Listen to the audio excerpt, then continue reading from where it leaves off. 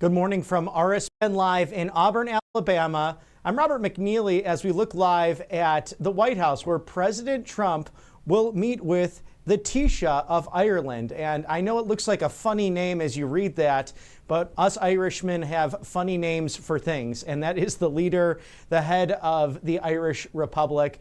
This is a great tradition, year after year, President meeting with the heads of state for the Republic of Ireland, really in a bilateral meeting, sharing those values that we both hold so dear. Life, liberty, the pursuit of happiness, and Ireland itself going through an interesting change as we once knew it was a very pro-life nation, a very Catholic nation. It seems as if secularism has somewhat changed that to a certain extent in the pop culture, but let me tell you, it is one of the most beautiful islands you can ever explore. And being Irish myself, it's always a privilege and a joy to celebrate with fellow Irishmen just the great traditions that this island of 5 million has truly shaped the world. The last time I was over there in 2018, there was a celebration in Dublin with some music and some Guinness, and the band actually asked everyone to stand up from various countries around the world, and they would name them off. And it was really interesting to watch that process, and they said, see, Ireland has helped shape the world. There's no question about that. And you know, it's interesting, too, because the far left is always so committed to this narrative that somehow, some way, President Trump is anti-immigrant. And nothing could be further from the truth. We have seen with his policies simply trying to secure the border, which he has, and to stop the fentanyl crisis and to stop the chaos and the preventable crime that has really taken place over the course of the last 4 years under the Biden administration. But now we have a new dawn, a new day, slightly over 50 days in office for President Trump and his team as we celebrate the month of March, a new birth, a new revival during this period of time where we reflect on the season of Lent leading into Easter and also March. Many of the Irish Americans love this time of year. I do myself, especially with those Boston, Chicago, and New York parades that you might be seeing on TV over the course of the last week into the lead up to St. Patrick's Day on Monday. So President Trump, we are awaiting him to hold a meeting with the Taoiseach of Ireland, the head of state, and that is Michael Martin, who is the current incumbent in the Republic of Ireland. Thank you to our sponsors here at Right Side Broadcasting Network Live. Colonial Metals Group. I'll grab the free gold guide here to gold and silver. This is the 2025 complete guide, and really great to have on hand. It's no obligation. Scan that QR code right there. For Colonial Metals Group, of course, Paul Stone, a great CEO of this organization, comes on the network often, and we'll be talking to him on Friday as well, most likely. So be sure to tune in for all of his expertise, because it explains in here the lead up to gold's rise over the years from 2000 to now. Over 840% in value from 1971 until just last year, up over 7,000%. Think about that since we went off of the gold standard during the Nixon administration. If you can't scan the QR code right now, just go to freegoldguide.com/RSBN. We'll give you all that information that you need to secure your financial future and your family's financial future as you look to monumental occasions like sending a kid to college, perhaps at the great Auburn University, or even preparing for retirement. And it's something to do right now in addition to properties, to assets, to the 401k and IRA. Hey, you might even be able to roll over those savings into tangible gold and silver. So don't delay. Give them a look today. Colonial Metals Group with the great Paul Stone as a CEO. Thank you for sponsoring us here at Right Side Broadcasting Network. And again, this is an all-Irish day, a celebration of President Trump meeting the Taoiseach of Ireland, Michael Martin. It's going to be an incredible, extraordinary day to share in the values of our two great nations that have really stood the test of time. And I was mentioning before, it's interesting, the Irish story in America, because It is a time of people really coming over here for a better way of life. You might enjoy some cinematic masterpieces like Gangs of New York, also Far and Away, which really show the Irish plight and how difficult it was to forge a way in the United States. But nonetheless, they did. They worked with their hands, they worked with their minds, and in big cities like Boston, Chicago, and New York, when they were getting pushed around simply for being Irish, they decided to become police officers, to become politicians. And that's why you've seen so many of them throughout the years get involved in that process. And some great Irish Americans like Ronald Reagan, for example, who have really shaped the course of world events in the last century. So we keep that bond with the Republic of Ireland, an island of roughly 5 million people that has truly shaped the world. And as we look towards St. Patrick's Day on Monday, I'd like to read part of a prayer that's important to me, that's important to many Irish Americans, and was actually on the breastplate of St. Patrick, someone who converted the island of Ireland from a pagan worshiping group of people into Christians. And just a piece of this, because it's a very long prayer, it's a beautiful prayer. I can even post it on my socials, but right at the end there, it asks for Christ with me, Christ before me, Christ behind me, Christ in me, Christ beneath me, Christ above me, Christ on my right, Christ on my left, Christ when I lie down, Christ when I sit down, Christ when I arise, Christ in the heart of every man who thinks of me, Christ in the mouth of everyone who speaks of me, Christ in every eye that sees me, Christ in every ear that hears me. And amen, amen, amen. I say to that because this is an administration focused on religious liberty, also welcoming in Jesus once again to those beautiful doors, the entrance to the West Wing, where we will see the leader of Ireland, Michael Martin, meet with President Trump momentarily. Such a beautiful thing to reflect upon in this month of March during the season of Lent as we lead into rebirth, renewal, all the way up to Easter next month. And this is the time for Irish Americans and really all Americans to celebrate in the beauty that is our country and our shared values, many of us having ancestry with the great Irish Republic. And it's interesting for me as well because my side, my family, the McNeely side, came over in roughly 1906. This was my great-grandfather with his father. So my great-great-grandfather, an Irish Catholic from the south of Ireland, married a Quaker woman all the way to the north. So something very uncommon for the time. Coming over here with his son, who was only 6 years old. This is my great-grandfather, also a Robert McNeely. I'm the 8th in a row. Same first names, all different middle names. Mostly receiving the maiden names of their mothers. I did not. My mom wanted a different name for me, but that became my middle name. And as 8th Robert in a row, I looked back at the history and found some things on Ancestry.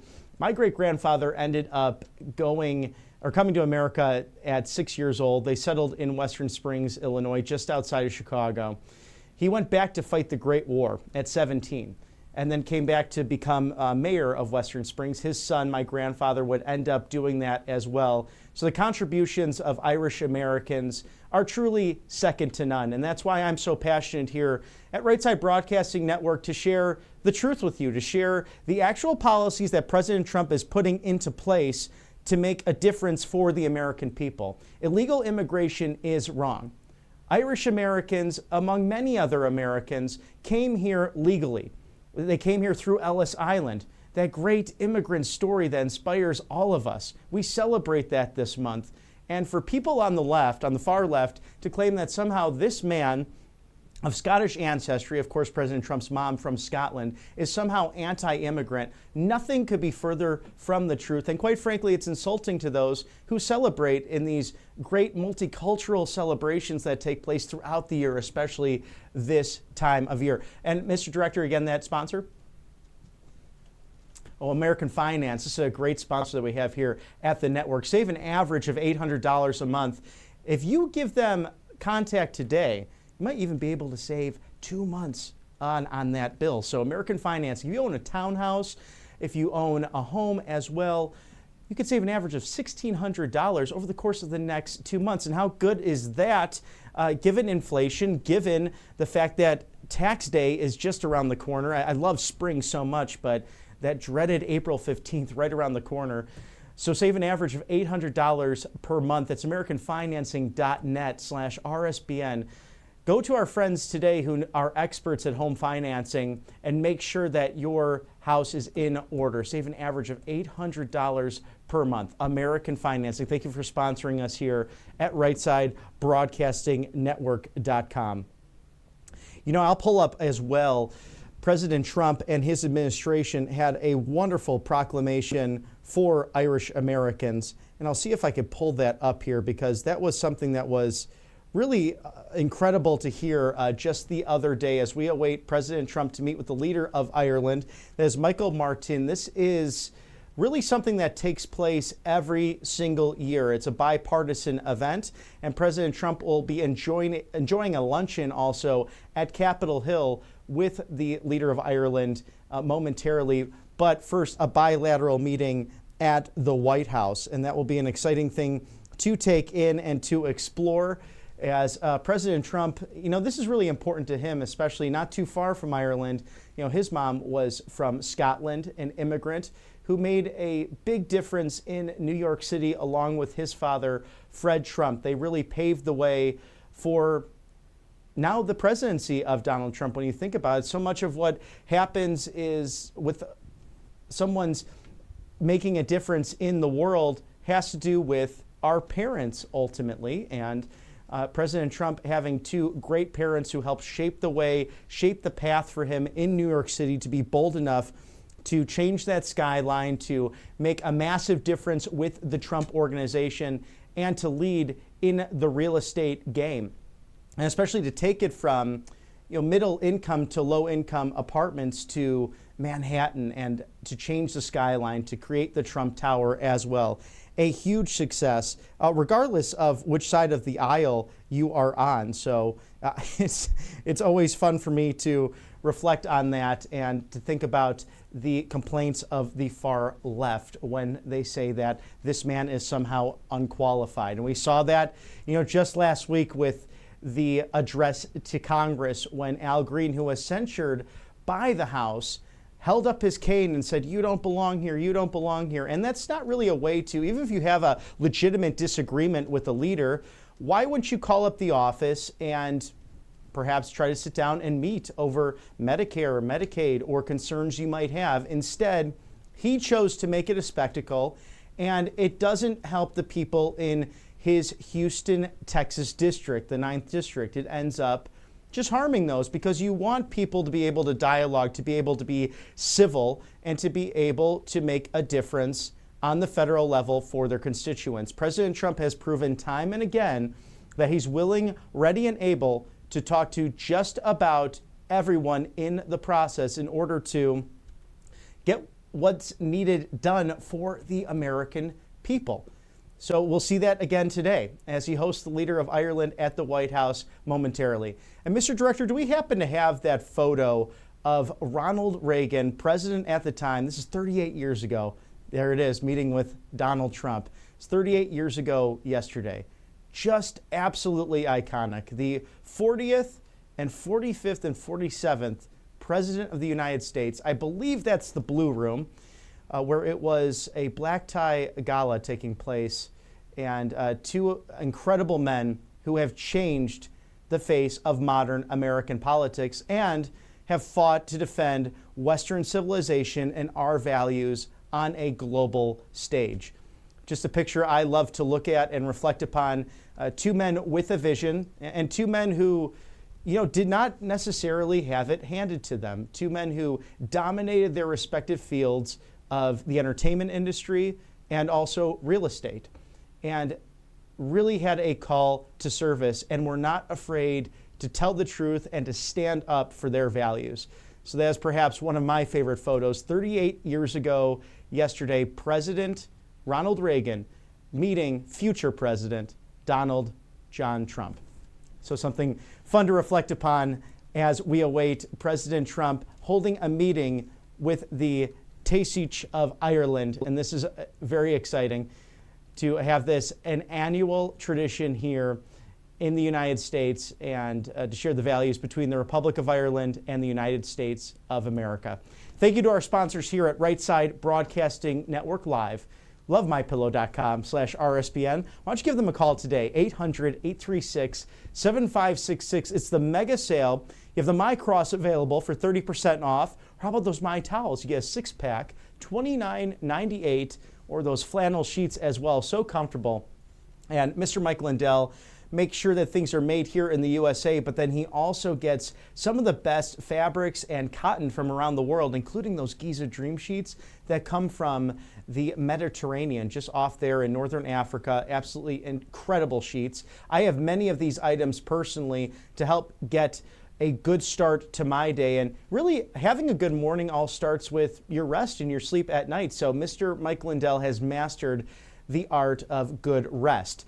Over 2,000 items at mypillow.com/RSBN for up to 80% off. So take advantage of that today. Of course, we know Mr. Lindell is such a great fighter for free speech and for patriotism, election integrity, and the Bill of Rights. So go to mypillow.com/RSBN and make sure you check out those items, 2,000 up to 80% off. Think about that. MyPillow.com/RSBN. Thank you to Mike Lindell for sponsoring us here at Right Side Broadcasting Network. And as we approach the top of the hour, you see the doors are open there to the West Wing as President Trump is about to welcome the leader of Ireland, and that is Michael Martin. And they will have, I'm sure, a great dialogue. These are usually very fun exchanges and a celebration always leading up to St. Patrick's Day. So this happens on an annual basis where the leaders of Ireland join the President of the United States and congressional leaders for a luncheon and everything that we share in common as a United States of America and the Republic of Ireland, a small island relatively with 5 million residents who have really shaped the world. And the last time I visited, I can remember the celebrations that took place and listening to a band in Dublin, and they asked different people to stand up and where they're from and everything in that regard. And we really started to realize how this tiny island has shaped the world, and especially American politics. Because as Irish came into America in the mid-19th century and the early 20th century, they really started residing in America's biggest cities to the north for the most part. Of course, some came down south here not far from Auburn, Alabama. But Boston, Chicago, New York, think about the huge Irish populations there. And of course, that happened for my family as well at the turn of the century. They were people that worked very hard, worked with their hands for the most part, very blue collar, and were pushed around simply because they were Irish, simply in many cases because they were Catholic. And they were sick of being treated, so terribly. So a lot of them became police officers, a lot of them became politicians, and that's why you see so many of those Irish names on the ballot on a regular basis, especially from our big cities.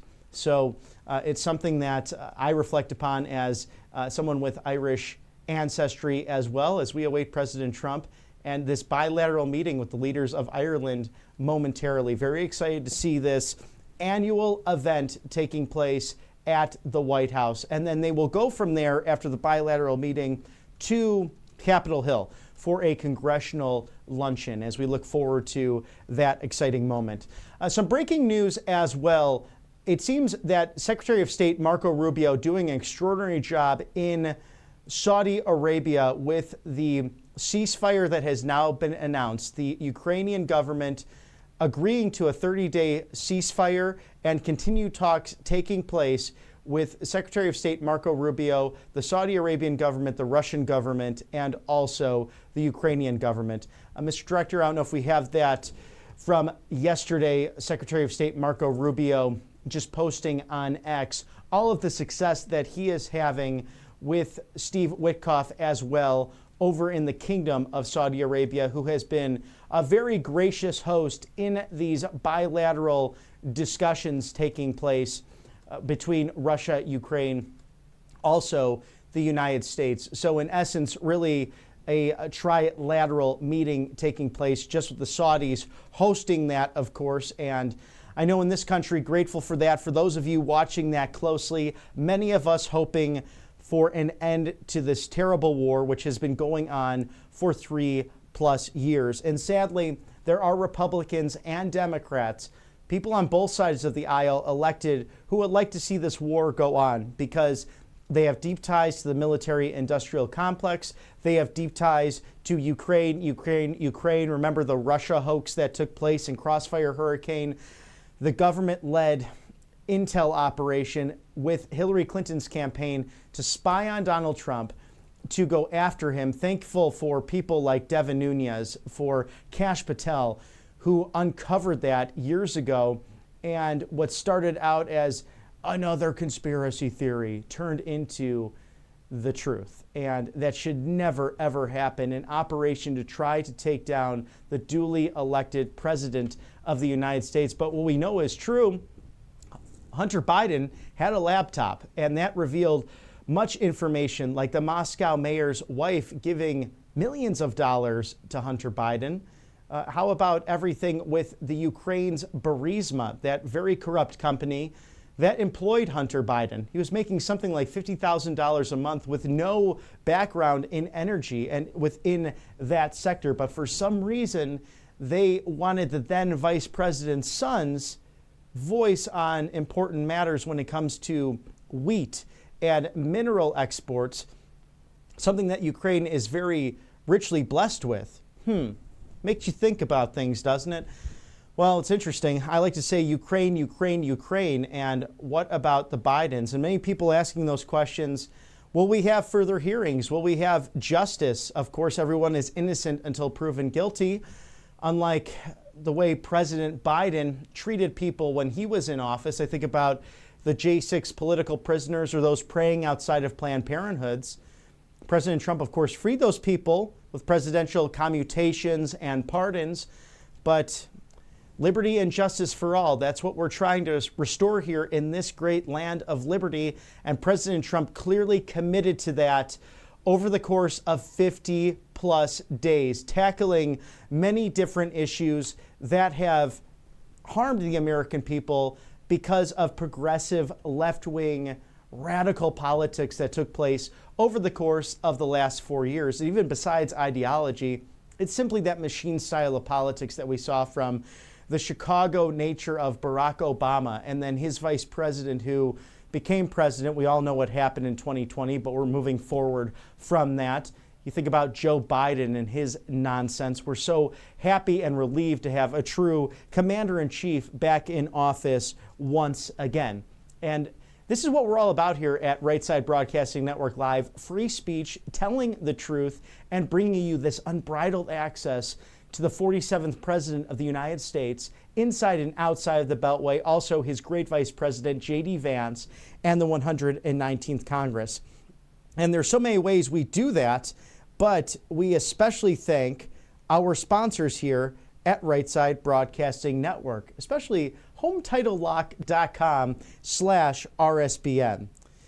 Did you know that scammers can literally steal your home right out from under you? It's a frightening thing that the FBI calls home stealing, and it's a growing real estate scam targeting American homeowners. So here's how it works. Criminals forge your signature on one document. They use a fake notary stamp and then pay this small fee. They bring this to a local recorder's office, perhaps right around the corner at your county offices.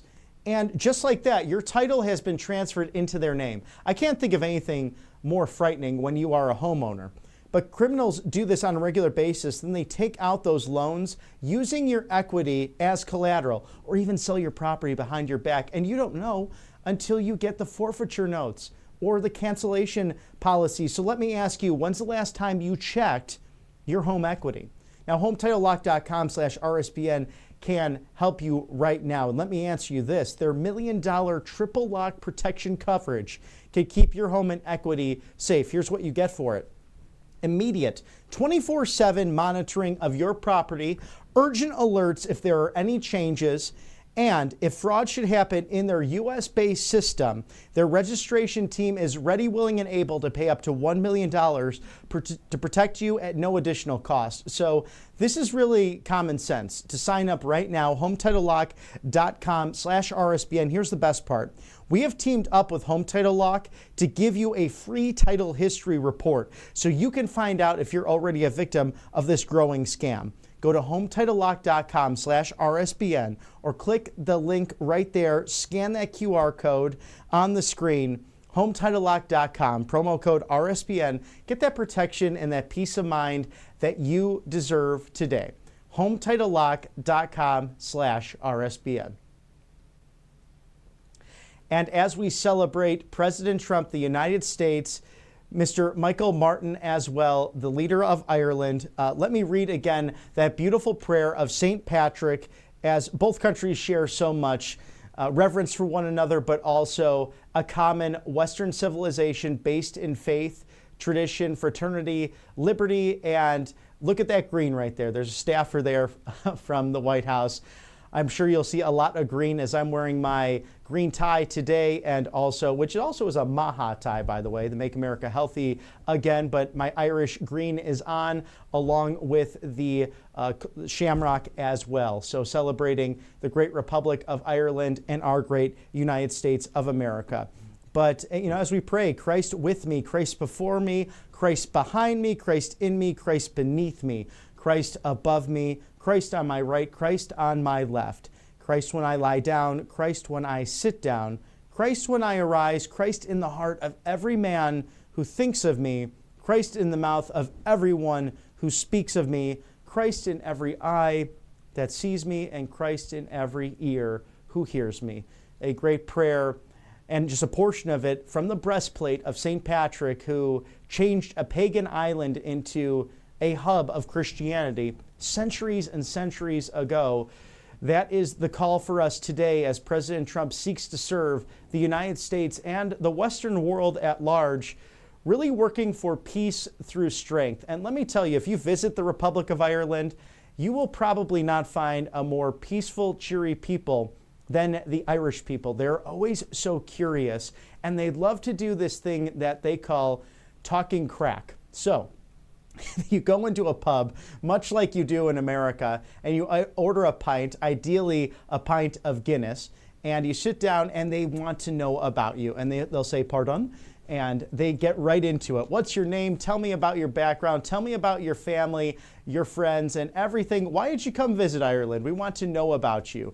They are curious, they are fun, and they are masters at dialogue and storytelling, as we know. So it's a lot of fun to go over to the old country and explore. So be sure to do that if you have not already, because as we like to say, us Irish, everyone has a little bit of Irish in them, especially this time of year as the lead up to St. Patrick's Day is taking place. That's Monday. So make sure you get your corned beef and cabbage and celebrate with family and friends, as President Trump is sure to enjoy this moment with the Taoiseach of Ireland, the great leader of Ireland, Michael Martin, and to share these values between these great nations, which we hold dear for years and years now. So an exciting time for the White House today and for congressional Republicans and Democrats alike. And we hope this is a bipartisan event. We never know with our friends on the other side of the aisle, because their communications team really, they're trying to throw spaghetti at the wall, but it doesn't seem to work week in and week out, as President Trump has success after success after success with over 50 days in office now at the White House, 1600 Pennsylvania Avenue.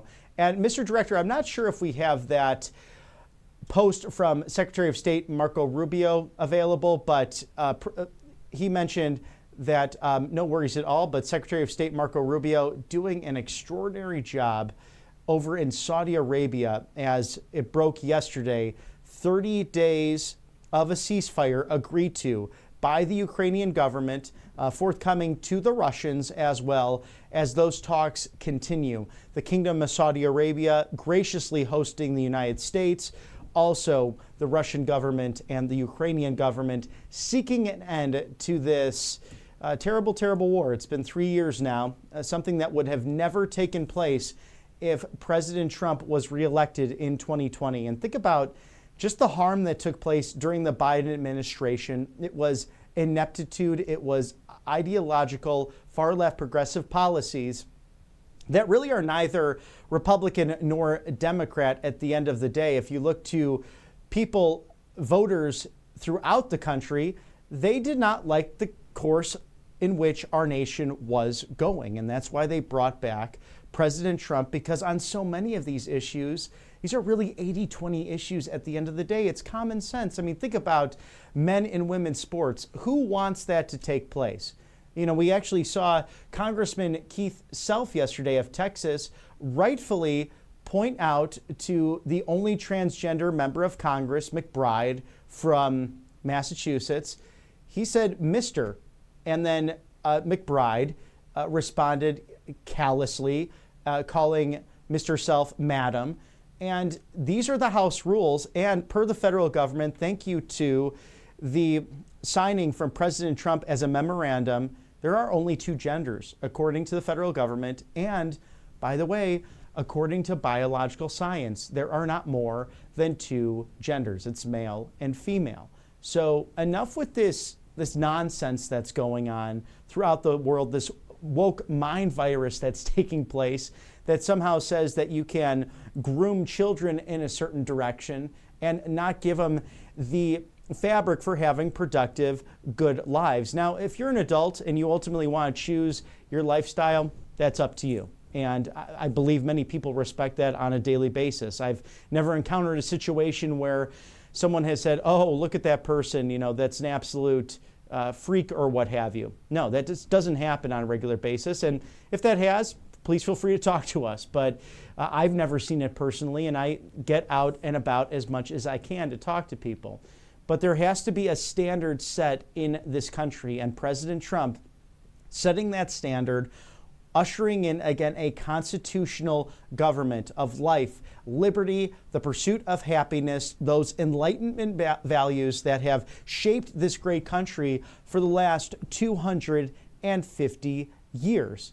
Something we can all look to come together, regardless of if we're Republicans, Democrats, Independents, Green Party, Libertarians, whatever our political persuasion, we can come together on these core values. And this administration truly leading with that and leading with common sense over the course of the last 50 plus days. So an exciting time to be an American, an exciting time to have mourning again in America, as one great Irish American, the 40th president of the United States, Ronald Reagan, would speak to often when he was in office in the 80s, that again, it is mourning in this good country, and we are saving this nation one day at a time.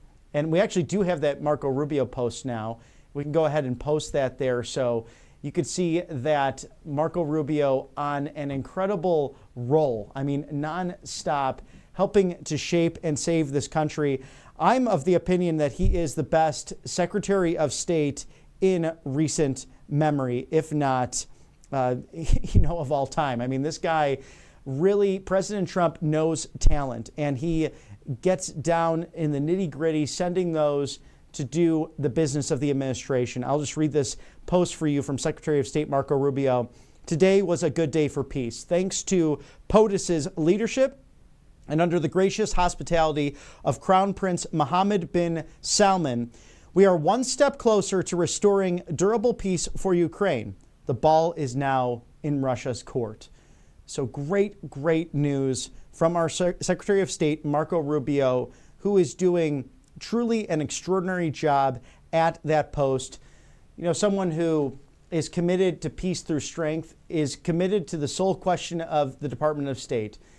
Is it good for the peace and prosperity of the United States? Is it in the interest of American values abroad?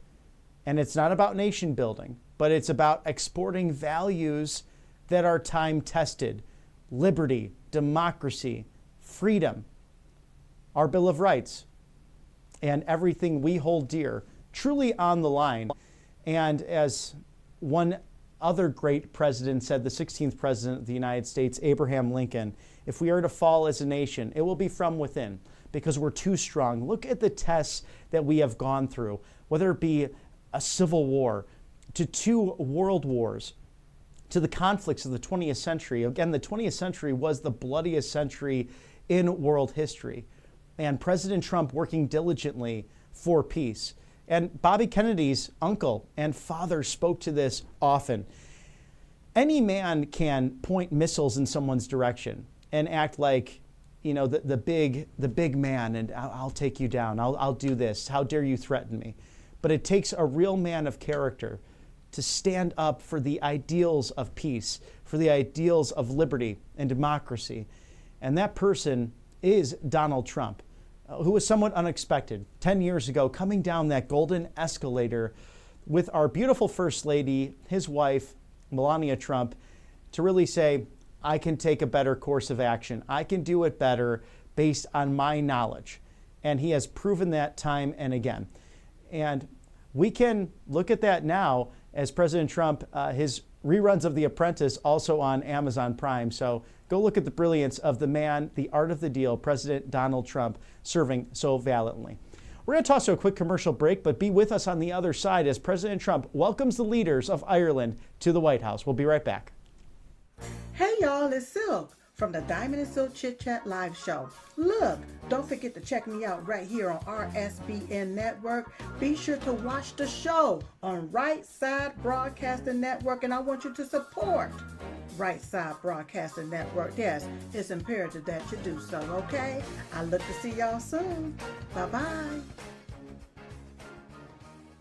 I hear every day about the products you all wish MyPillow carried. Well, guess what? We probably do. Slippers, bathrobes, pet beds, blankets, mattresses, sleepwear, loungewear, duvets, comforters, pot holders, aprons, oven mitts, and so much more. And they're all on sale. For example, get our best-selling standard MyPillows for only $14.98. Body pillows, $29.98. 6-piece bath towels or kitchen towel sets, just $29.98. Multi-use MyPillow 2.0s with pillowcase, $9.98. Save $40 on our Spring Percale and Giza Dream bedsheet sets. Any size, any color, and so much more. So go to MyPillow.com or call the number on your screen. Use your promo code to save up to 80% on all MyPillow products. And I've never done this before. When you spend $100 or more, you're going to get 2 standard MyPillows absolutely free. And that's a live photo right there of the West Wing. The doors are open as we await President Trump to hold a meeting with the Taoiseach of Ireland, and that is Michael Martin. It's an annual tradition for the White House to celebrate the United States and the Republic of Ireland, 2 great nations who have so much in common. I'm Robert McNeely. It's a joy to be with you at roughly 10 minutes after the 11 o'clock hour, live from the White House. And of course, we're in the friendliest village on the plains, Auburn, Alabama, as we will bring you here at Right Side Broadcasting Network Live everything inside and outside of the Beltway pertaining to America First News, especially our President Trump, Vice President Vance, and the 119th Congress. I'd like to read a proclamation sent by the White House on March 6 from the Communications Office, a proclamation celebrating Irish Americans. And they have played such a crucial role in our great American story, courageously overcoming adversity and hardship to embolden our culture, enliven our spirit, and fortify our way of life. This Irish American Heritage Month of March, we commemorate the special bond of friendship between the United States and Ireland, and we honor the extraordinary contributions of Irish American citizens, past and present. During the 19th and 20th centuries, millions of Irish immigrants departed the rolling countryside of the Emerald Isle for the bustling cities of Boston, Chicago, New York, leaving behind their homeland and embarking on a daring journey across the Atlantic in hopes of a new frontier of opportunity and a better future for their families. Since then, Irish Americans have fought for our freedom on the battlefield, served in our halls of government, and pioneered legendary businesses, leaving a lasting mark on their communities and our national identity. The The United States and Ireland also enjoy a long friendship strengthened by economic ties, a shared commitment to democracy, and timeless values of faith, family, and freedom. As my administration works to correct trade imbalances with the European Union, our historical relationship with Ireland presents an opportunity to advance fairer trade policies and stronger investment opportunities that benefit both great nations. To this day, Irish Americans are known as some of the toughest, most driven, and most devoted people on the face of the earth. And their faith in God and love of family and indelible commitment to our national promise continue to inspire citizens all across our country. In this Irish American Heritage Month, we salute the undying resilience and resolve of the Irish American community, pay tribute to their tremendous achievements, and pledge to forge a future that strengthens our shared values, deepens our traditions, and restores America as one glorious nation under God. And now, therefore, I, Donald Trump, President of the United States of America, by virtue of the authority vested in me in the Constitution and the laws of the United States, do hereby proclaim March 2025 as Irish American Heritage Month. And President Trump calling upon all Americans to celebrate the achievements of Irish Americans and their contributions to our nation with appropriate ceremonies, activities, and programs. And this was done on March 6th of 2025, and that's signed, of course, by the 47th President of the United States, Donald J. Trump. And apologies as a little Irish tear came to me, Irish eyes, as they say, because that's been the story of part of my family, being an Irish American. The McNeelys, my great-grandfather, came over here at 6 years young with his parents, my great-great-grandparents, and he went back to fight the Great War of World War I at 17 years old. Think about that. These boys, these children, I often reflect upon the scenes from great cinematic history, whether that be Saving Private Ryan, of course, that was World War II, or you think of great masterpieces like Gangs of New York and Far and Away.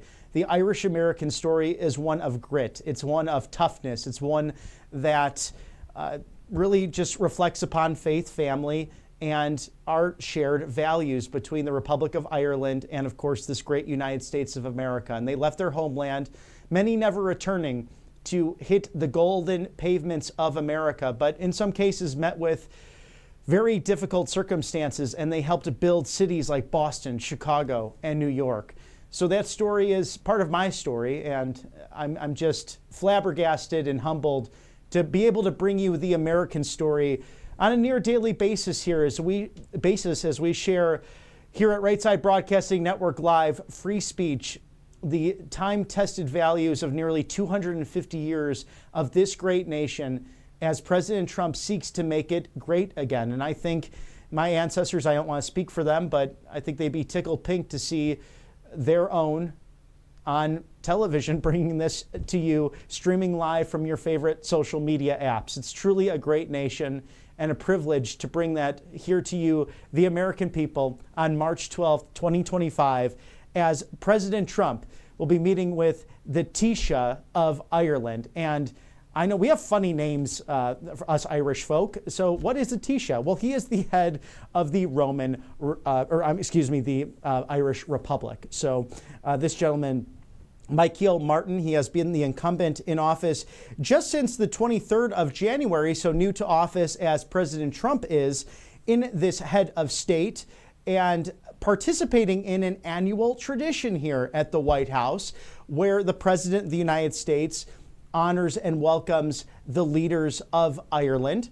And then they enjoy a Congressional luncheon as well. And I hope that leaders on both sides of the aisles will be taking this all in today and wearing their green. Of course, we saw that live shot outside of the West Wing, and some of the staffers wearing their green as well.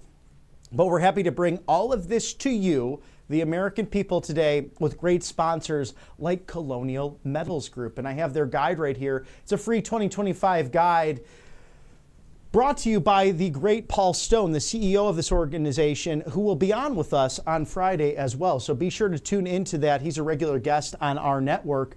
Gold has gone up 840% since 2000. Think about that. And since we went off the gold standard in 1971 during the Nixon administration, up over 7,000%. My goodness gracious, I think you need to get good gold and silver today. And you could do that by scanning that QR code right there. Colonial Metals Group, Paul Stone, the CEO of this wonderful organization. No one does it better in the entire country and really throughout the world. So go to freegoldguide.com/RSBN or scan that QR code right now to learn of all of the different options that you have at your fingertips. So let's do that today. Go to Colonial Metals Group, secure your retirement, secure sending your students to a great institution behind me, Auburn University. Why not do that? SEC Nation, they are one of the finest, so make sure you have your financial house in order. freegoldguide.com/RSBN. Scan the QR code now as we await President Trump meeting with the Taoiseach of Ireland. And it's going to be a wonderful, wonderful meeting between Michael Martin and Donald Trump as they will enjoy that bilateral meeting and then go over to Congress to have a luncheon as well to celebrate the great Republic of Ireland, a country that has 5 million residents roughly, but has shaped the world. And I beseech you, please, please, please go visit this great, beautiful island. I enjoyed it so much back when I went with my family in 2018. And I've never felt so connected to, I guess, a foreign land, and maybe because of my background, much of that being Irish. But they are the warmest, most lovely culture that still has those time-tested values of God, family, and patriotism. And they're so interested in everyone they talk to. And as I just read that proclamation that President Trump signed marking March as the Irish American Heritage Month, if I had a pint of Guinness right here, I'd raise it to you, the American people, because this is a lovely time that we like to reflect on those shared values. But, you know, it's something that as President Trump reflected on in that proclamation, the European Union has been somewhat unfair when it comes to trade, not only for the United States, but also for Ireland. And President Trump working on that. So this is not just a cheer fest per se, but I'm sure that the leaders will both meet on crucial items when it comes to trade for both the American Republic and the Irish Republic. But we have seen, better times for this great island nation. And it's somewhat of the secularism has really harmed the country itself. This once was a very pro-life nation. Of course, that was struck down with a recent vote to the people. But of course, that the original history and the time-tested values of faith and family and patriotism, of course, still rings true there. And it is a wonderful place to visit. So please take the time, perhaps this summer, to take a trip to Ireland. And that's why I'm wearing my green today. You'll see many people at the White House staff, as well as we see the photographers there and media wearing their green. And I have my shamrock on as well to celebrate my heritage, our shared heritage. And as we like to say this month, us Irish, everyone's got a little bit of Irish in them, especially the lead up to St. Patrick's Day on Monday. So make sure you get your corned beef and cabbage and celebrate with family and friends as we await President Trump meeting with the Taoiseach of Ireland, the leader of Ireland, that is Michael Martin, who just came into office roughly, give or take, 6 weeks ago himself. So that will be a wonderful meeting between the two leaders.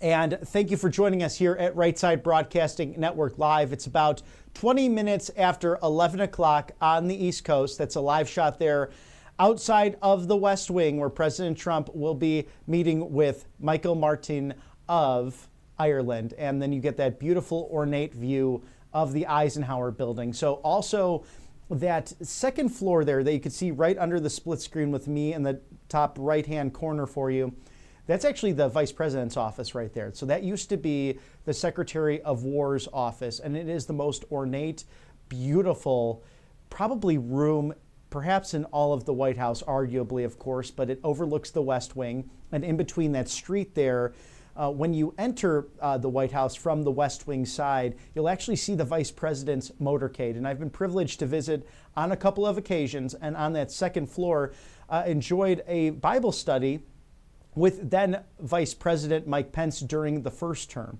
And it was a great experience, bipartisan. Roughly 50 people showed up, and something to celebrate God, country, and family in our beautiful nation's capital, especially the Eisenhower Building and the White House. So when you hear memorandums or the White House says, it usually is coming from the Eisenhower Building. So the Eisenhower Building also considered part of the White House campus. So some fun facts there when it comes to White House history, and it is one of the most lovely buildings really in all of Washington. And it's funny when you go down there. I remember just as if you might have been tuning into our inauguration coverage as we walked down Pennsylvania Avenue when I was with MAGA Megan Kohler, we were really reflecting upon the different buildings, and some of them look just like the Eisenhower Building, that very ornate, almost Greco-Roman revivals. You have some French architecture mixed in with other buildings, and then some of it's just modernistic and just kind of gross and looks like it was built in the 60s, 70s, 80s, that neo-nonsense that's taking place in our architecture. But if you can also take a trip this summer to Washington, D.C., take advantage of that. There's no better place for young students and those young patriots in your life to enjoy than our nation's capital. And let us know if you're going. Maybe we'll be able to take a quick flight over there to interview you. Us here at Right Side Broadcasting Network Live, traditionally we were covering all of the Trump rallies during both or all three campaigns from 2016, 2020 into 2024, and now being a decade old, we love to get your take on things inside and outside of the Beltway. And speaking of that, if you have any stories that are America first or something you'd like us to know so that we can talk about, maybe to help you out in your neck of the woods, why not send us a message over at feedback@rsbn.tv. That's feedback@rsbn.tv. We'd love to hear from you, the American patriots, and we welcome all those viewing today, regardless of your background, whether you be Republican, Democrat, Independent, Green, or perhaps a member of the Libertarian Party, or you might have just tuned into us from a friend sharing on social media and said, what are these guys about? Well, we are all about free speech. We are about the Bill of Rights. We are about our Constitution.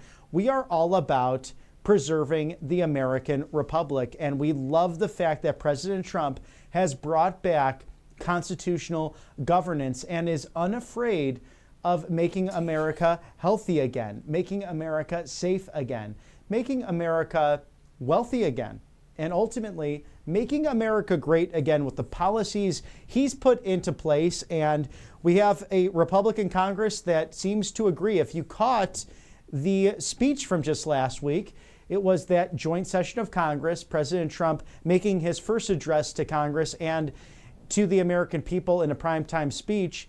And amazing to see the Republican conference so united, so together. Of course, 21-0 by my count with the Senate confirmations taking place. So President Trump batting 1,000. And just yesterday, a CR being passed. This was H.R. 1968 that will now go over to the Senate in order to keep the government open, as President Trump asked for from the House of Representatives, in order to keep these great programs going, like the deportation of illegal immigrants. So important because of how many people suffering at the hands of fentanyl poisoning. Over 100,000 Americans die from that, and that's been a crisis in the last 4 years, ignored by the last administration. So a terrible thing to see, as that has gone on for too long now. And we have the Canadian government and the Mexican government really responding to that, because President Trump saying, as long as this continues, we will put tariffs on both nations, and rightfully so, as he has announced an increase of Canadian tariffs from 25% to 50%. This is on dairy and aluminum and manufacturing, as well as a 25% increase on the tariffs to the European Union. So it brings people to the table. It makes sense. And President Trump seeking to make America strong, safe, wealthy, healthy, and great again. Thank you to our sponsors here at Right Side Broadcasting Network Live, angelpaste.com. I'm telling you, you have to try this great Angel Paste Miracle Cream. I tried it last year when I had these dry hands happening, and thank goodness down here in the South, it's a little more humid. And of course, we're coming off of winter, so you get less dry hands. But regardless of the time of year, Miracle Cream within minutes will make your hands glistening and wonderful and feel great. And especially if you have the eczema or dry skin, this is your answer. Angelpaste.com out of Spring, Texas, right off of the Gulf of America. And they are Christian owned. They hire veterans as well. Perhaps no better American company out there. Non-GMO, no chemicals. They have all of these natural ingredients of vitamin Bs, vitamin Cs that can enrich your skin.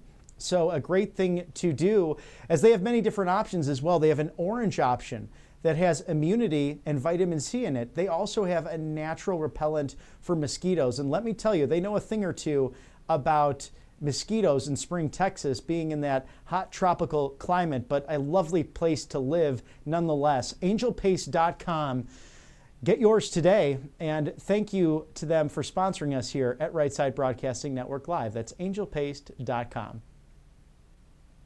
And why not spend your money with companies that share your values, share those time-tested commodities like gold and silver, or even just those who want to give you everything that we value, whether that's God, family, country, sitting on your desk as well. I think about so many of the great sponsors here at Right Side Broadcasting Network, and many of them I have turned to when it comes to home decor or even just the basics of getting through your day. So we thank our sponsors at Right Side Broadcasting Network as we await President Trump to host the Taoiseach of Ireland. And I know it's a funny name. There's many ways to pronounce it, and I've shared a various number of ways to pronounce that today, but the traditional way, Taoiseach, is what that is, and that is the leader of the Irish Republic, Michael Martin, who's been in office since January 23rd of this year, just days after President Trump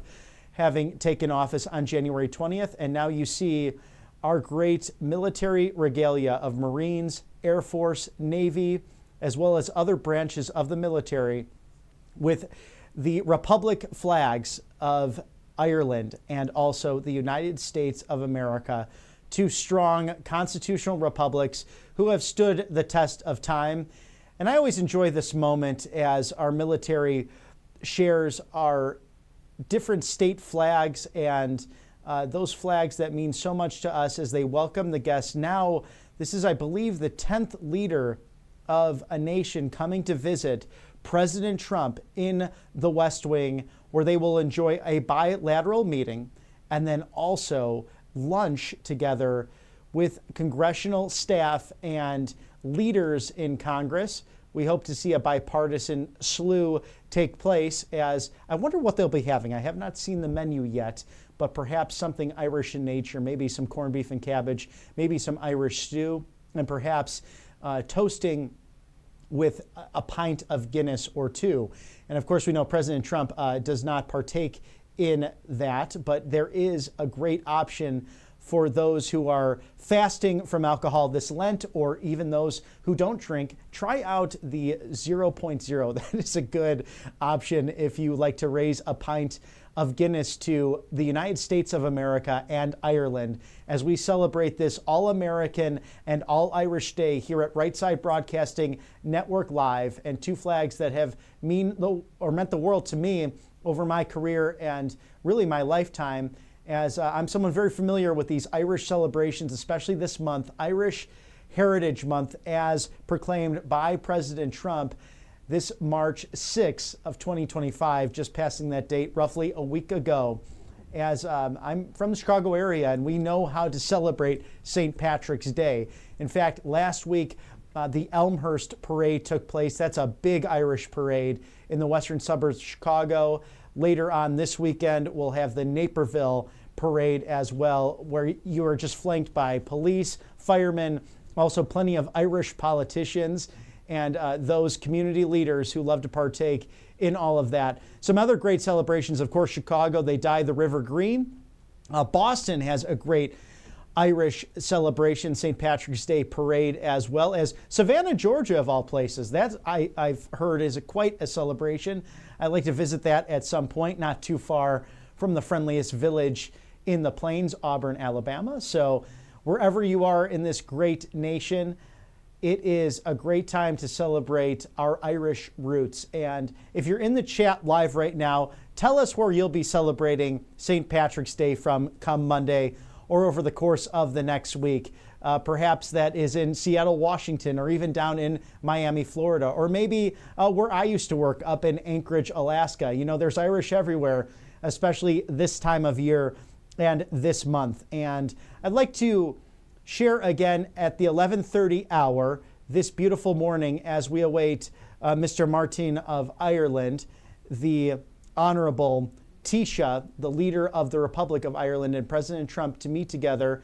And President Trump usually comes out that door to greet the leader of every respective nation as they approach the West Wing. But I like to pray over this beautiful meeting of two extraordinary leaders who recently have taken their oaths of office. But it's from the breastplate of St. Patrick. And you can look this up online. It's actually a very long prayer. I just shared the end of it because I think it's one of the most beautiful prayers that you can share with you and your family, consecrating our nations and our leadership to the arms of our Savior, Jesus Christ. Christ be with me, Christ before me, Christ behind me, Christ in me, Christ beneath me, Christ above me, Christ on my right, Christ on my left, Christ when I lie down, Christ when I sit down, Christ when I arise, Christ in the heart of every man who thinks of me, Christ in the mouth of everyone who speaks of me, Christ in every eye that sees me, and Christ in every ear that hears me. Amen, amen, amen. It is something us Irish love to celebrate with prayers, with the pint of Guinness, and to really celebrate. There's nothing more that we love than getting together with family and friends. It really is something that is shared, and I love that the proclamation really shared those aspects with you, the American people, and why this alliance runs deep in not only our traditions, but the traditions of the great Republic of Ireland. This small island nation of 5 million people, 30 counties to be exact, has really shaped the world. And there truly is Irish heritage everywhere. And it's something that people can really share when they go abroad to meet with others. And it's a phenomenal thing that I've gotten to see many a times when I go abroad. So something to celebrate as we look towards the futures of these two great constitutional republics. And it's just after 11:30 in the nation's capital, Washington, D.C. I'm Robert McNeely. A joy to celebrate with you patriots watching today, RSBN Live, as we take a live look at the West Wing, awaiting President Trump to meet with the Taoiseach of Ireland. That's Michael Martin. We see the Marines there coming out of the West Wing, prepared to meet with the great leader of Ireland. And we see that panning out there. So some of these flags as well held by our military. We see some state flags as well as the Irish flag and the American flag outside of the West Wing. And we'll toss it to the White House now. President Trump meeting with the leader of Ireland, Michael Martin. Ready forward, ready pop, ready move.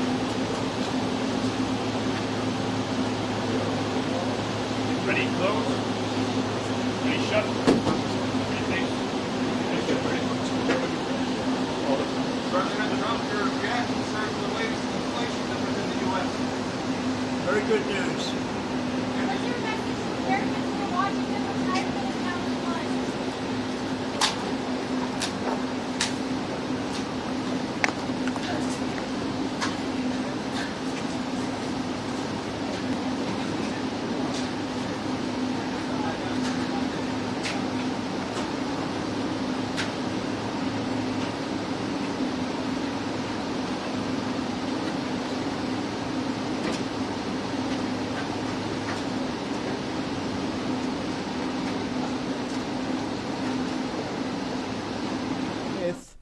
the Taoiseach of Ireland, and that's Michael Martin. And President Trump's not wearing his green, so I have to check in with that and why that's not happening. We know he's a nonconformist, but no green for President Trump today, but that's okay. That is going to be a very interesting meeting. And I did not catch the reporter's question outside of the West Wing, but President Trump responded very good news. So that might be regarding Russia and Ukraine, but we'll see what that was exactly. Stay on that story for you. Thank you to Colonial Metals Group for sponsoring us here at Right Side Broadcasting Network. You have to get their free gold guide, no obligation as well. It's right here. And you could scan that QR code or go to freegoldguide.com/RSBN. For Paul Stone, the CEO of this wonderful organization, and all of his advice. He'll be on the show on Friday to talk about gold and silver and why you need that as an asset. It's time tested. It is truly your hedge against inflation, gold and silver. Scan that QR code now or go to freegoldguide.com/RSBN. Thank you to Colonial Metals Group for sponsoring us here at Right Side Broadcasting Network.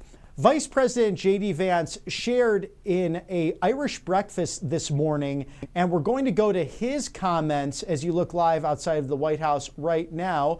And this is thanks to Rapid Response 47. So we'll toss that to Vice President J.D. Vance's speech this morning with the Irish delegation.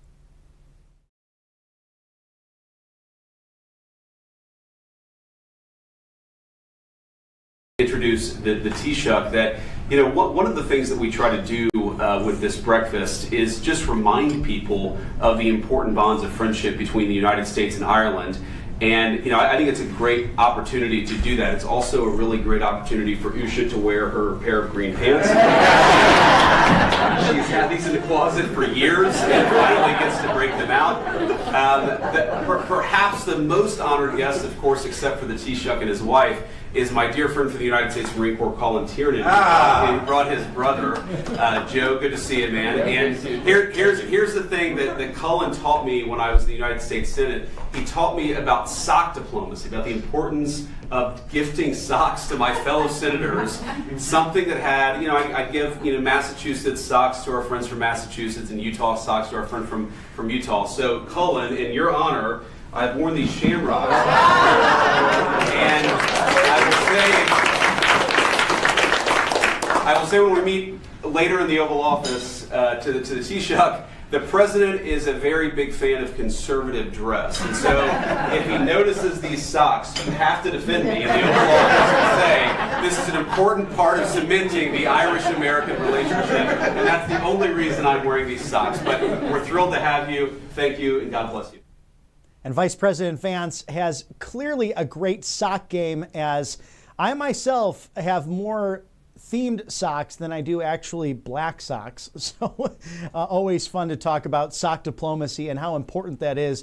In fact, my brother and I, that's usually our first Christmas gift to one another each and every year. It's exchanging of fun socks. So it's always good to have that theme, as Vice President Vance wearing the shamrocks today, wearing his green tie as well. And this is the annual celebration of the Taoiseach of Ireland and these delegations, these leaders from Ireland coming to the United States to really reinforce the importance of our relationship, our friendship and alliance that has lasted years and years.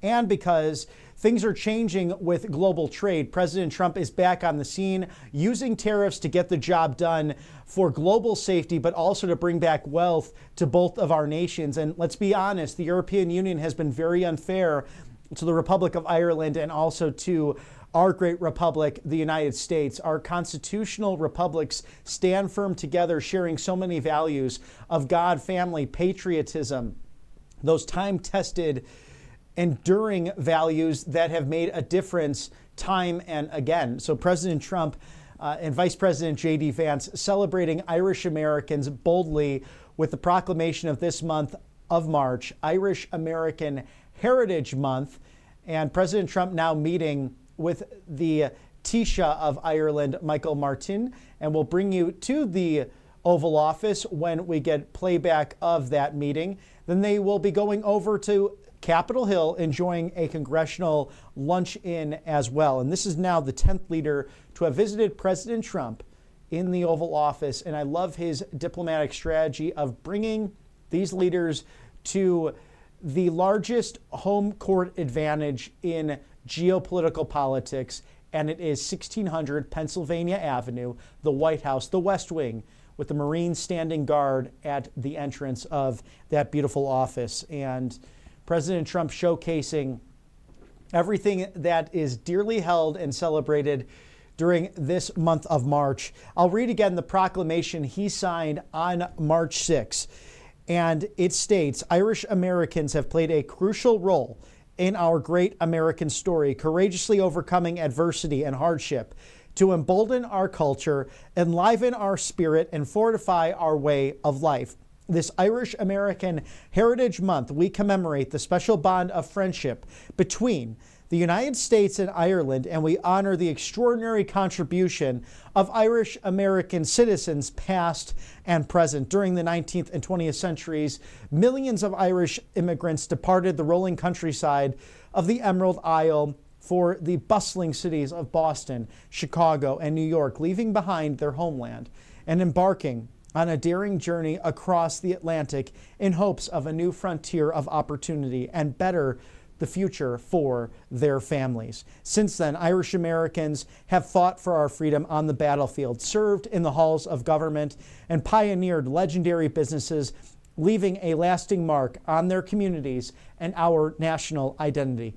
The United States and Ireland also enjoy a long friendship, strengthened by economic ties, a shared commitment to democracy, and the timeless values of faith, family, and freedom.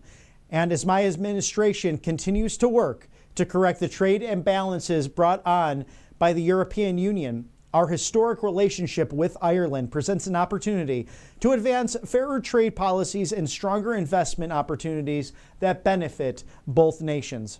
To this day, Irish Americans are known as some of the toughest, most driven, and most devoted people on the face of the earth. Their faith in God, love of family, and indelible commitment to our national promise continue to inspire citizens all across our country. This Irish American Heritage Month, we salute the undying resilience and resolve of the Irish American community, pay tribute to their tremendous achievements, and pledge to forge a future that strengthens our shared values, deepens our traditions, and restores America as one glorious nation under God. Now, therefore, I, Donald J. Trump, President of the United States of America, by virtue of the authority vested in me by the Constitution and the laws of the United States, do hereby proclaim March 2025 as Irish American Heritage Month. And I call upon Americans to celebrate the achievements of Irish Americans and their contributions to our nation with appropriate ceremonies, activities, and programs. And that was signed by President Trump on March 6, 2025. And if I had a pint of Guinness next to me, I would raise that up to you, the American people, and say sláinte, and cheers to your health and happiness and prosperity, as us Irish Americans like to get together on a regular basis in our favorite pints and favorite pubs across this great nation to celebrate these time-tested values that President Trump spoke of.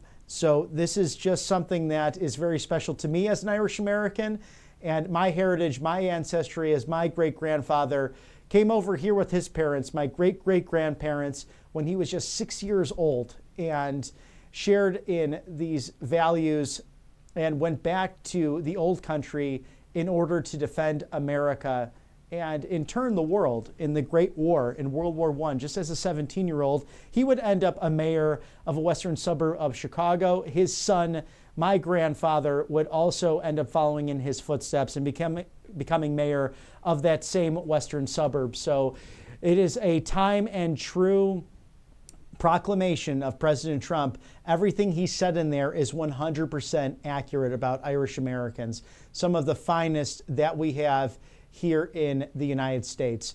Thank you to our sponsors here at Right Side Broadcasting Network Live, American Financing. You want to go to americanfinancing.net/RSBN to learn all about what you can do for your financial future, but especially if you own a townhome or a house of your own. Make sure that these home loans don't bury you in that process and that you could streamline your mortgage. The best way to do that is through American Financing. You could save an average of $800 per month. And if you get involved with this extraordinary company today, you can save 2 free months, 2 complimentary. So that's up to $1,600 in savings. I mean, that would make so much sense right now with all of the inflation, with all of the difficulties of the American economy on the heels of 4 terrible years from a Biden administration that sought to destroy American ethos and this beautiful economy of ours. President Trump working hard, especially with enacting tariffs, to bring that wealth back to America, and in due time that will happen. So go to americanfinancing.net/RSBN for all of your homeowner needs. And President Trump currently holding a meeting with the Taoiseach of Ireland. That is Michael Martin, who came into office 3 days after President Trump. And I'm sure they'll have a lot to discuss, whether it be the Russia-Ukraine conflict, and thank God that a ceasefire has been agreed to in the Kingdom of Saudi Arabia, and it was led by Secretary of State Marco Rubio, posting yesterday on X that we are very happy with this deal. Thank you to the graciousness of the kingdom for hosting the American, Russian, and Ukrainian governments. But now that the ball is in the Russian hands right now, the Ukrainian government agreeing to the 30-day ceasefire, and we'll see that forthcoming, perhaps from Russian agreement with that. But it looks like peace is in the front mirror now. So we are looking at that closely here at Right Side Broadcasting Network. We'll bring you every updates regarding that major geopolitical and foreign policy issue, but also President Trump and leader Martin very focused on the imbalances of the European trade, the European Union, and what they do to take advantage of the United States and the Republic of Ireland. So that will be a hot topic on the dais today. After that meeting, we will bring you that coverage as well when that is complete. The president and the Taoiseach will head over to Congress to have a lovely congressional luncheon. And we saw the comments by Vice President Vance this morning at that Irish breakfast. And really this annual event is to remind people of the friendship, of the alliance between our 2 great republics, and how we have stood the test of time, regardless of any threat, of any adverse situation. We have come together to forge the way for our 2 great peoples. And let me tell you from personal experience, there is no better isle than to visit that true Emerald Isle of Ireland and the Shamrock Nation. It's a great group of people and so much history that has really shaped the Western world. And this is why I get somewhat irate when I hear the far left saying that President Trump hates immigrants and is against immigration. Nothing could be further from the truth, because per that proclamation, he talked about the 19th and 20th century Irish immigrants, including my family, who came over in 1906 through Ellis Island, who have made such a difference for this great nation. And we have cinematic masterpieces like Gone with the Wind, or even the Gangs of New York, and Far and Away. I think of even Saving Private Ryan, all highlighting different Irish contributions to this great nation and to Western civilization, who were so brave, who stood in the breach, who did not back down, in many cases who were treated poorly, but in big cities like Boston, Chicago, and New York, they fought back peacefully and patriotically, becoming part of law enforcement, becoming members of the military, becoming politicians in their own right in both parties, and really making a difference for their family and friends as they sought to live the American dream. And I am someone who has been blessed with so many opportunities being an Irish American, and I love to celebrate this month. In fact, I think it is my favorite month, this month of March, Irish American Heritage Month, thanks to President Donald Trump. We're going to throw to a quick commercial break. We'll be right back with you. Stay with us live here at Right Side Broadcasting Network as we celebrate everything America first. We'll be with you on the other end. Stay tuned. Hey y'all, it's Silk from the Diamond and Silk Chit Chat live show. Look, don't forget to check me out right here on RSBN Network. Be sure to watch the show on Right Side Broadcasting Network, and I want you to support Right Side Broadcasting Network. Yes, it's imperative that you do so, okay? I look to see y'all soon. Bye-bye. I hear every day about the products you all wish MyPillow carried. Well, guess what? We probably do. Slippers, bathrobes, pet beds, blankets, mattresses, sleepwear, loungewear, duvets, comforters, pot holders, aprons, oven mitts, and so much more. And they're all on sale. For example, get our best-selling standard MyPillows for only $14.98. Body pillows, $29.98. 6-piece bath towels or kitchen towel sets, just $29.98. Multi-use MyPillow 2.0s with pillowcase, $9.98. Save $40 on our Spring Percale and Giza Dream bedsheet sets. Any size, any color, and so much more. So go to MyPillow.com or call the number on your screen. Use your promo code to save up to 80% on all MyPillow products. And I've never done this before. When you spend $100 or more, you're going to get 2 standard MyPillows absolutely free. I hear every day about the products you all wish MyPillow carried. Well, guess what? We probably do. Slippers, bathrobes, pet beds, blankets, mattresses, sleepwear, loungewear, duvets, comforters, pot holders, aprons, oven mitts, and so much more. And they're all on sale. For example, get our best-selling standard MyPillows for only $14.98. Body pillows, $29.98. 6-piece bath towels or kitchen towel sets, just $29.98. Multi-use MyPillow 2.0s with pillowcase, $9.98. Save $40 on our Spring Percale and Giza Dream bedsheet sets. Any size, any color, and so much more. So go to MyPillow.com or call the number on your screen. Use your promo code to save up to 80% on all MyPillow products. And I've never done this before. When you spend $100 or more, you're going to get 2 standard MyPillows absolutely free. Welcome back to Right Side Broadcasting Network Live. I'm Robert McNeely.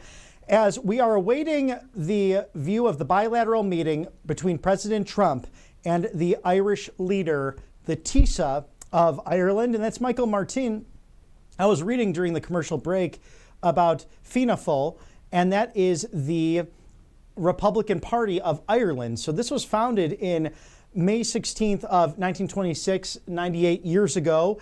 And Mr. Martin is the leader of this Republican movement. It is center-right, a political party in Ireland, and one that was very much opposed to British rule back in the heyday of its birth. And they actually have a youth wing to it as well.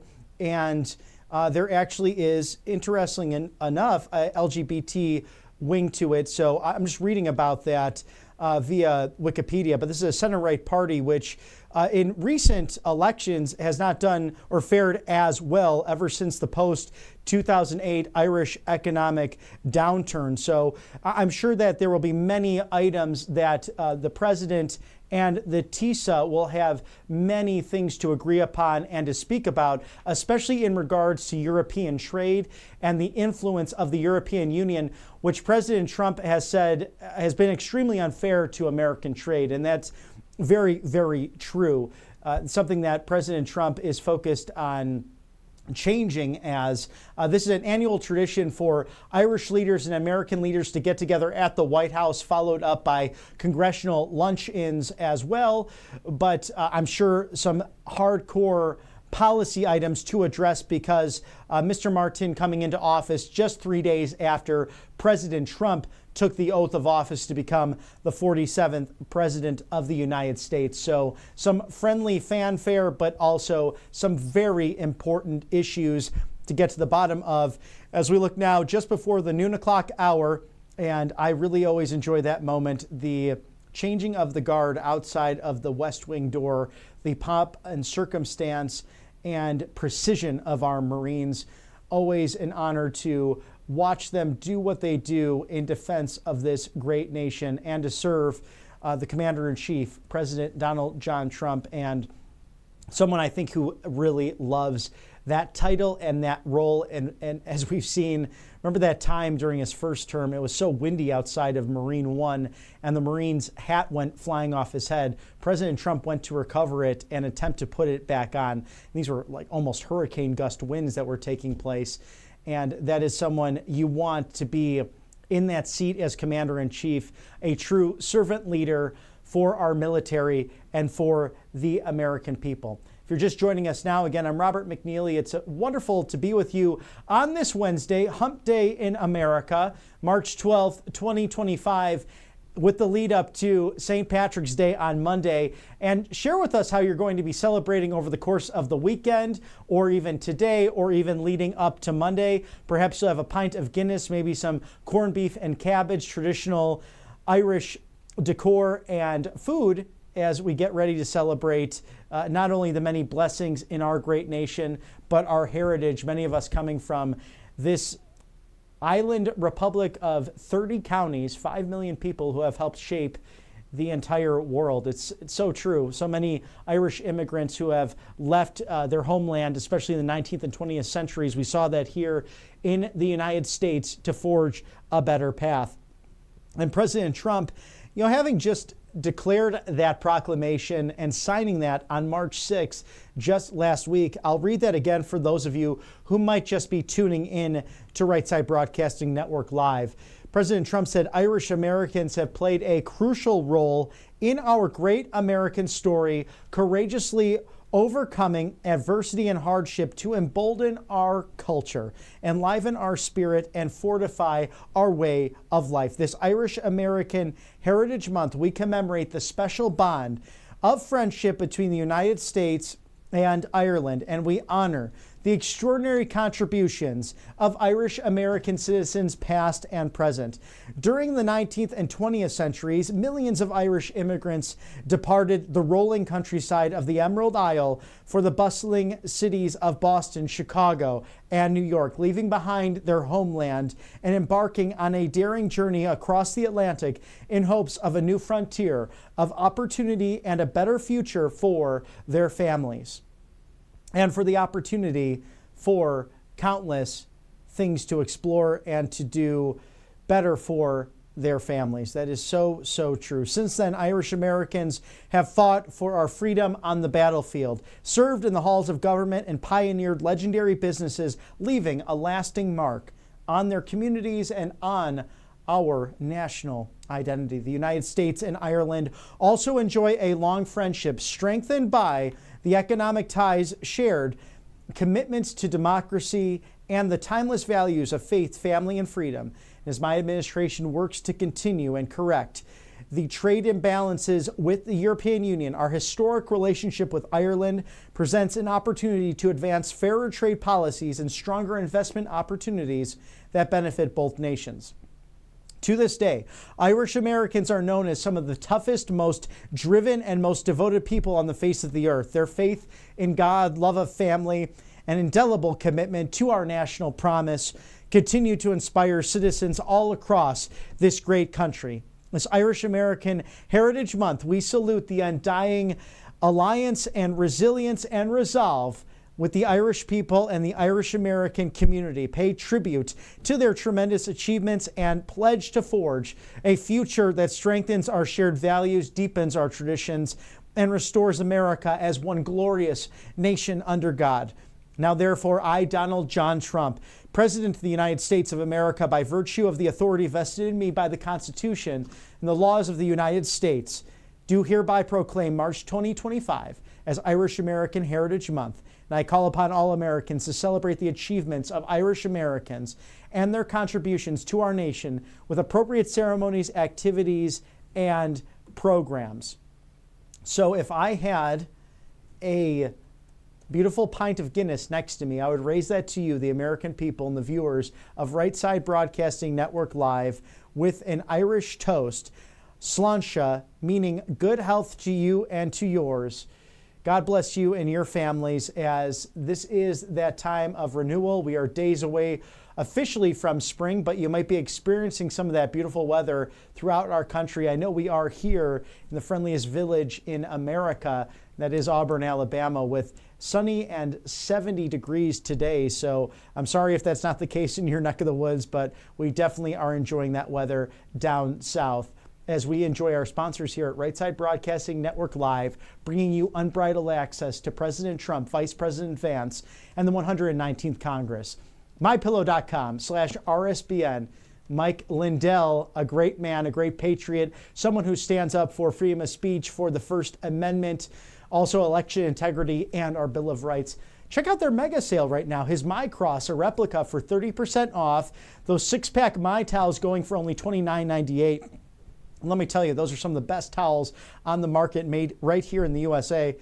How about those flannel sheets? $44.98. Give them a call today, 800-836-7566. Support Mr. Mike Lindell and his efforts to make America great again and to give you the best night's rest, to have a productive and big day, and especially a great morning. All starts with the sleep the night before, and he has so many good products that can help get you there, especially the My Coffee. We love the light roast here. And let me tell you, you might have caught Mr. Matthew Alvarez and I actually battled via rock, paper, scissors just the other day on the show in order for that last cup and a half of beautiful My Coffee. So over 2,000 different items for up to 80% off. Visit mypillow.com/RSBN today. Thank you to Mike Lindell for sponsoring us here at Right Side Broadcasting Network Live. We are just past the noon o'clock hour on the East Coast. It is still morning on the Golden Coast of California around 9 o'clock. Welcome and good morning if you're just joining us now. I'm Robert McNeely. There's a live shot of the West Wing entrance with the Marine at guard. We are awaiting President Trump as he holds the bilateral meeting with the Taoiseach of Ireland, Mr. Michael Martin of the Fianna Fáil party, that is the Republican Party of the Great Republic of Ireland, and that is a center-right movement that has not seen a lot of success really in the last few years until now. He is just taking office roughly after 3 days after President Trump took his oath of office. So two leaders, I'm sure, having much to discuss regarding our two great constitutional republics and how to deal with trade moving forward, especially with the European Union that has really, quite frankly, been unfair to the Irish Republic and also to the United States of America. So looking forward to that playback as they're meeting in the Oval Office.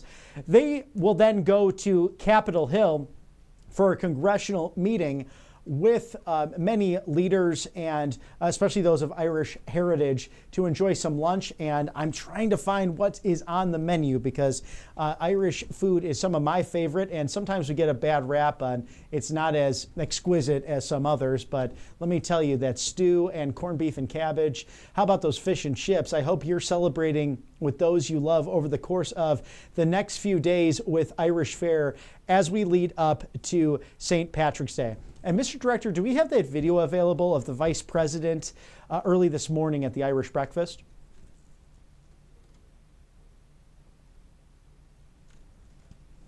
And as we wait on that, that was a fun little thing that Vice President Vance had this morning. If you did not catch in the prior hour, he was addressing the Irish delegation and leaders in our countries, both great constitutional republics, and he's actually wearing some shamrock socks as well, talking about sock diplomacy. We'll toss that now to the Vice President earlier this morning.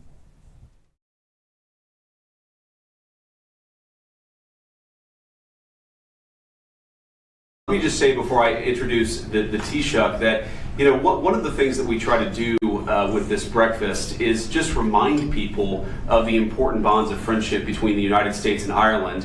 And, you know, I think it's a great opportunity to do that. It's also a really great opportunity for Usha to wear her pair of green pants. She's had these in the closet for years and finally gets to break them out. Perhaps the most honored guest, of course, except for the Taoiseach and his wife, is my dear friend from the United States Marine Corps, Colin Tiernan. He brought his brother, Joe. Good to see you, man. And here's the thing that Colin taught me when I was in the United States Senate. He taught me about sock diplomacy, about the importance of gifting socks to my fellow senators. Something that had, I give, Massachusetts socks to our friends from Massachusetts and Utah socks to our friend from Utah. So, Colin, in your honor, I've worn these shamrocks. And I will say when we meet later in the Oval Office to the Taoiseach, the president is a very big fan of conservative dress. And so if he notices these socks, you have to defend me in the Oval Office and say, this is an important part of cementing the Irish-American relationship. And that's the only reason I'm wearing these socks. But we're thrilled to have you. Thank you, and God bless you. And thank you to Rapid Response 47 for that wonderful film. Of course, those shamrocks on Vice President Vance's feet. But let me tell you, this administration does not necessarily need Irish luck, as they have hit the pavement working hard to make America great again, not only for Irish Americans, but for all Americans, regardless of ideology, religious preference, sexual preference, color of your skin. It's about content of character. It's about meritocracy. And we see a cabinet that's united in making this country safe, strong, healthy, wealthy, and ultimately great again. And we like to thank our sponsors here at Right Side Broadcasting Network Live. HomeTitleLock.com/RSBN is your go-to to protect your home. Did you know that scammers have a new way of literally stealing your home? I know it sounds crazy, right? But the FBI calls it house stealing, and it's a growing real estate scam targeting American homeowners. So here's how it works. Criminals forge your signature on one document, use a fake notary stamp, pay a small fee, and file it with your local recorder's office. And just like that, your home has been transferred out of your name.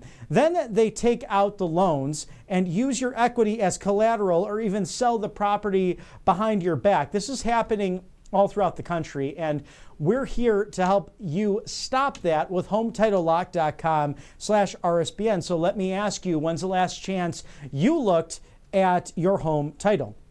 And if you're like me, I hate to admit it, but I can postpone things.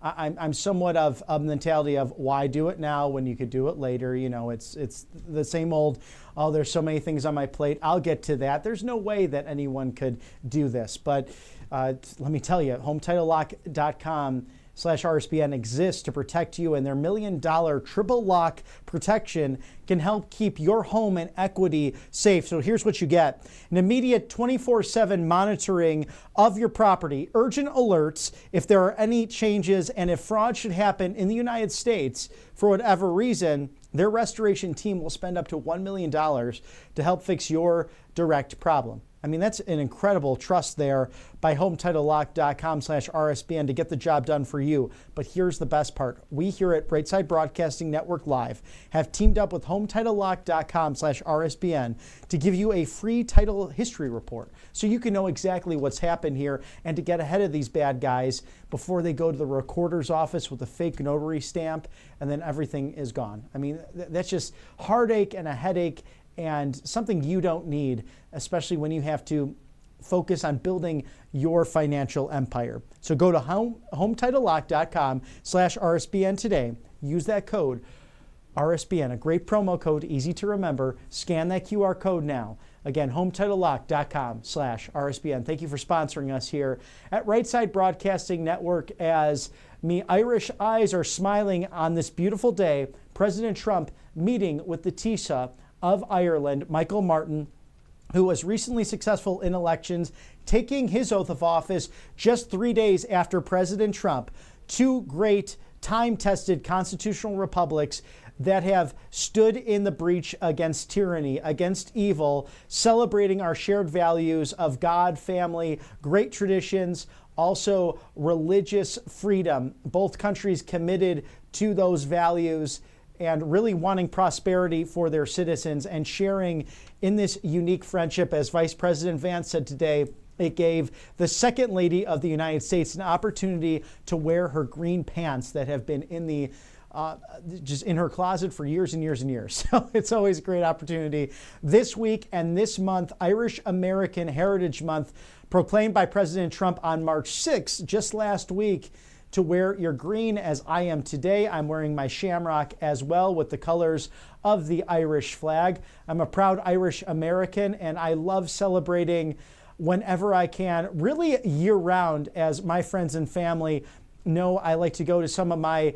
favorite Irish pubs throughout the country and host a Guinness to you, the American people, saying Sláinte, which really just means a toast to your health, happiness, and wellness. And we will share more of those celebrations with you, not only this month, but throughout the year. If you're new to Right Side Broadcasting Network Live, we are your go-to live desk of everything pertaining to your 47th President of the United States, Donald John Trump, your 50th Vice President of the United States, J.D. Vance, and the 119th Congress, a Congress that yesterday passed a CR, H.R. 1968, to keep the government open. The Democrat Party hoping to shut that down on Capitol Hill. It's not going to happen as long as the United States Senate can come to an agreement. And of course, that signature awaiting for President Trump, as he is committed to keeping that government open, our federal government, to get many different goals done, especially the expelling of illegal criminal aliens in this country. And Mr. Director, do we have that video from yesterday of that CR vote that we aired on yesterday's show?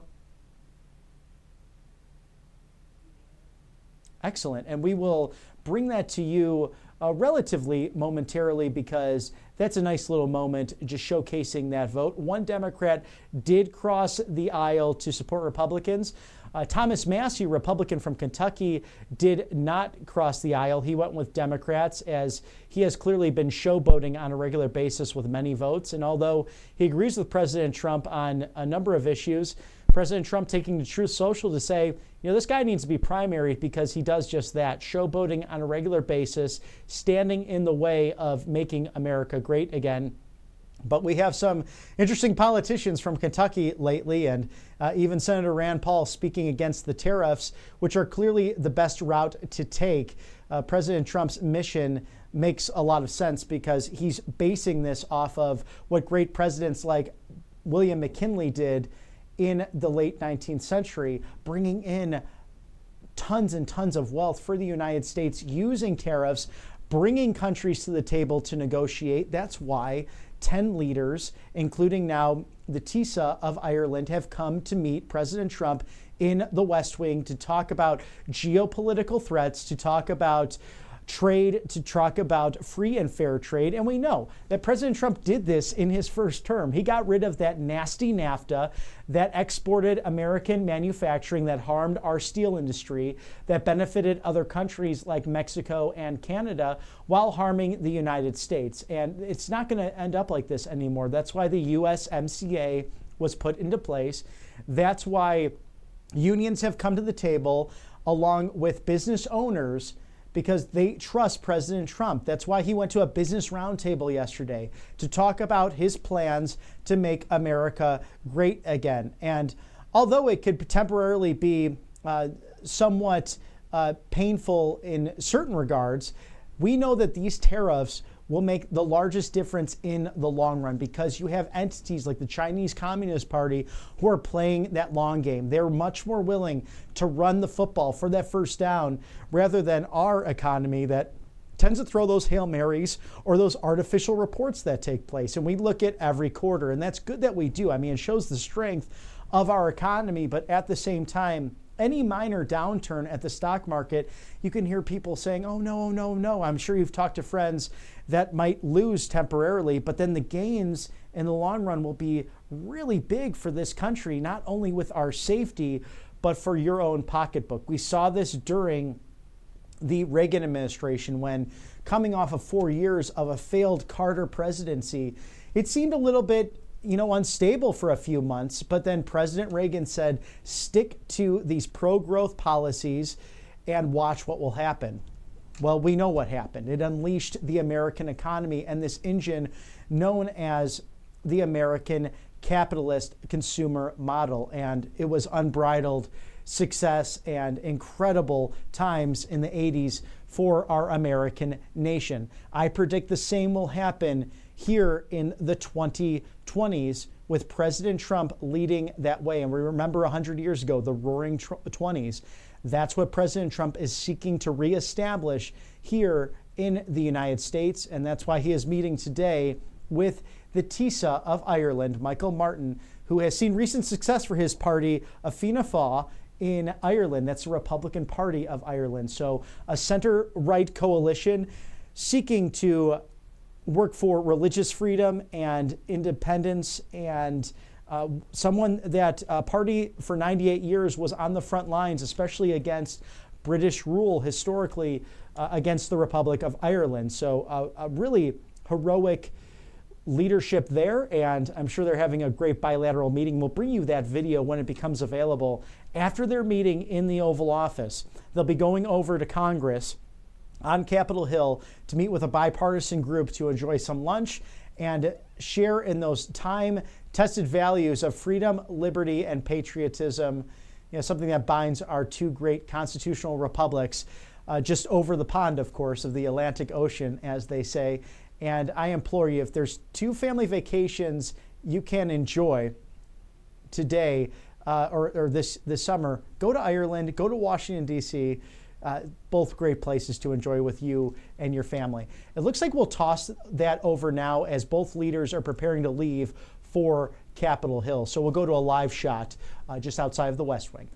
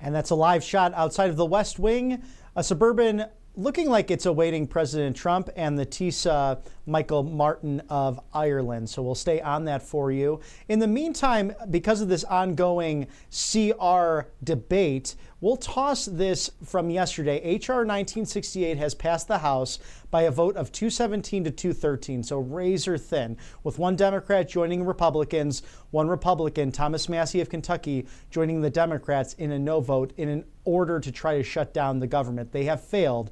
In the House version of this, we'll toss this to a quick press conference from Speaker Mike Johnson yesterday regarding the ongoing funding of the government.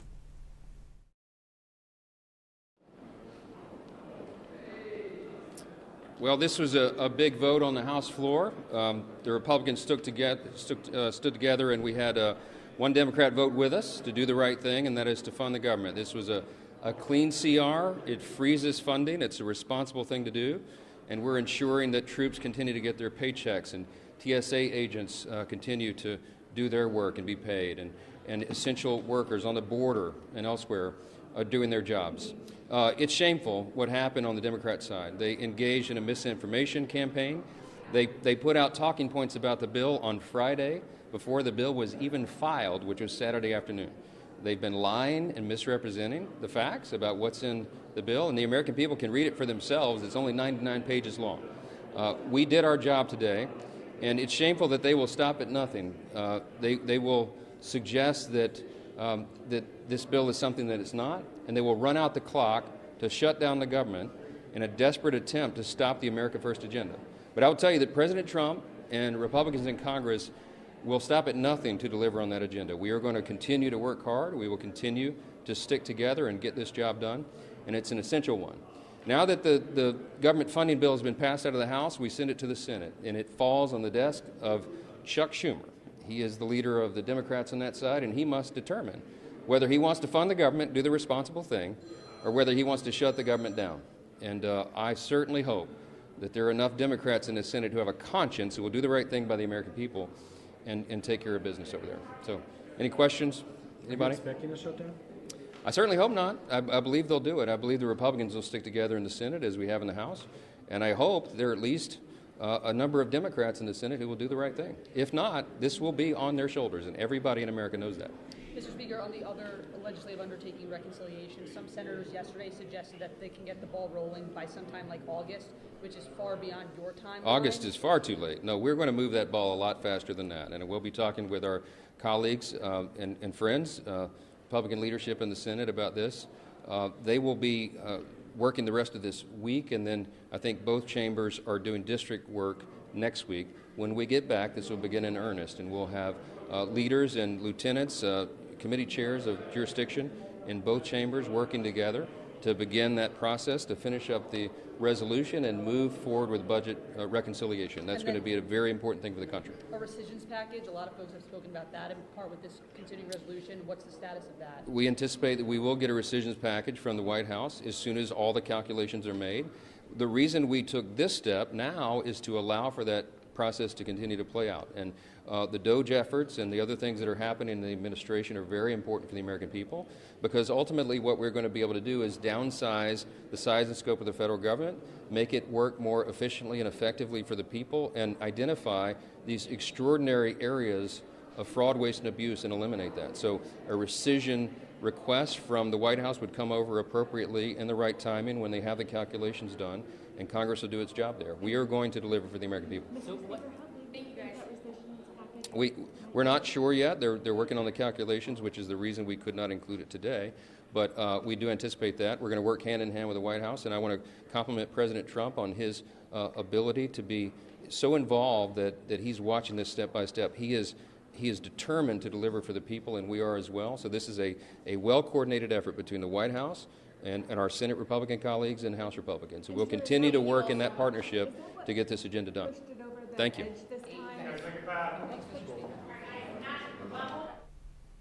So Speaker Johnson there highlighting what was taking place yesterday with the CR vote, and very interesting to watch this all go down as it's looking like it's going in the right direction to keep the government open. It's what's appropriate to do.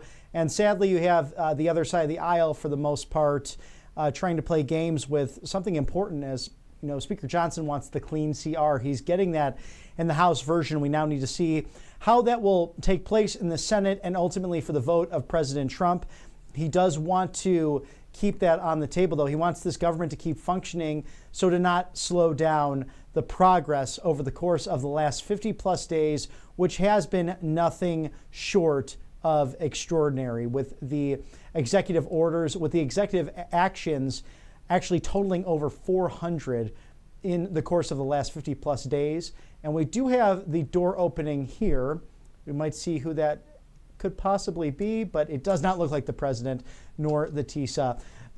Enjoying their time, of course, over a meeting in the Oval Office. And we'll have some video of that for you, the American people, to see just that forthcoming.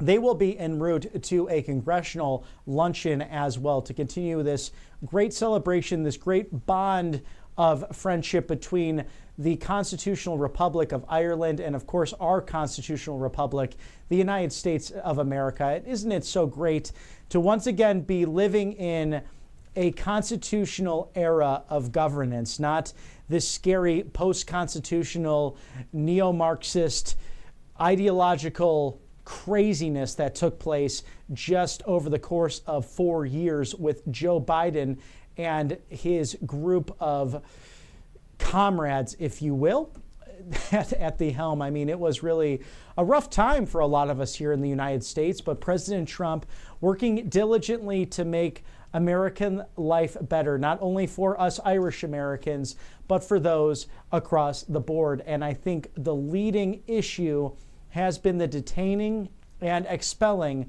of illegal aliens, especially those criminal aliens who have committed heinous acts such as rape and murder, among other horrible crimes. How about the fentanyl flow and that crisis, killing over 100,000 Americans on average over the course of an annual basis? It's all coming to an end, and our thoughts and prayers are with those who have been so illy affected by what has taken place over the course of that time. You think of Rachel Morin, who lost her life, a beautiful 37-year-old mother of 5 when she was out for a jog. Same fate for Laken Riley, a student at the University of Georgia in Athens. Her family was at the speech just last week, President Trump addressing that joint session of Congress. How about Jocelyn Nongary? Her mom was there. Jocelyn Nongary, just such a sad situation. A 12-year-old girl who lost her life because of criminal illegal aliens. It's got to end, and it's all coming to an end now as President Trump has literally secured that border down south and is continuing to do so on our northern border with the threat of tariffs, nearly on the phone almost every day with outgoing Prime Minister Justin Trudeau, because the foreign terrorist organization known as MS-13, Tren de Aragua, and also these border cartels are actually operating out of Canada. They had free reign to go back and forth during the Biden administration, but one of President Trump's first acts, if you can remember, when coming into office, was signing, of course, the foreign terrorist organization designation for those who are trafficking fentanyl. So that's coming to an end. Tariffs on the Chinese Communist Party as well for any of that poison that comes out of their country and in through Mexico.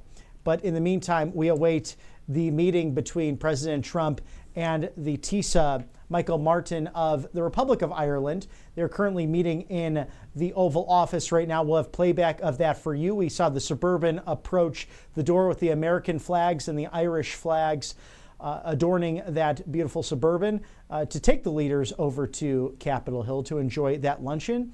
And we also enjoyed video, if you've been watching this morning, of course, of Vice President Vance enjoying an Irish breakfast with leaders, talking about sock diplomacy, how important that is.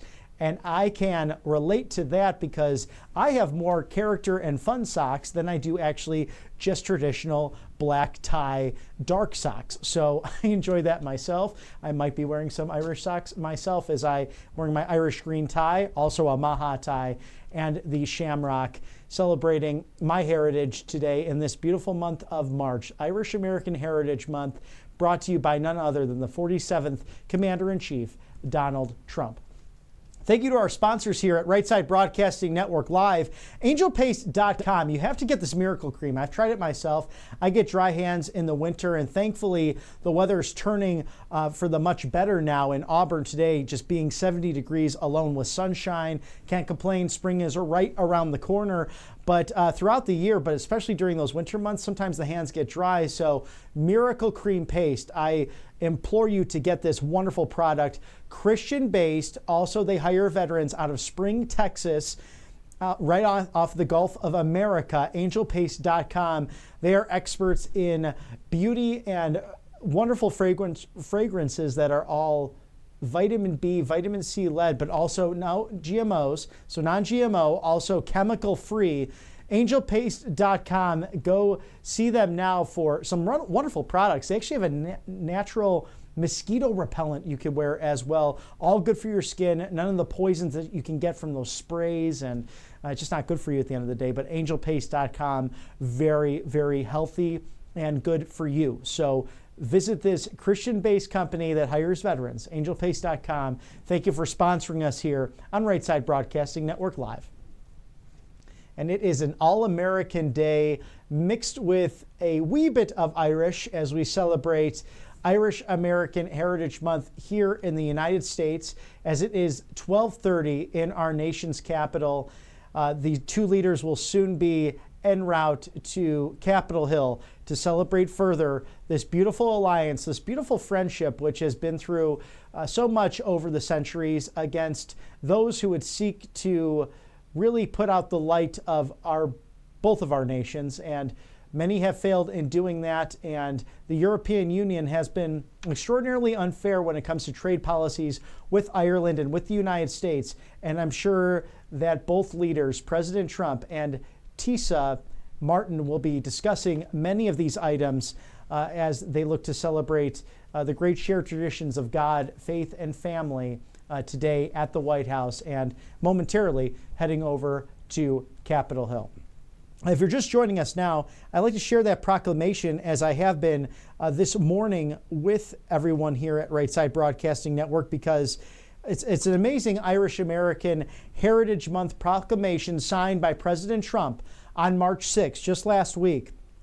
And it says, Irish Americans have played a crucial role in our great American story, courageously overcoming adversity and hardship to embolden our culture, enliven our spirit, and fortify our way of life. This Irish American Heritage Month, we commemorate the special bond of friendship between the United States and Ireland. Today we honor extraordinary contributions of the Irish American citizens past and present.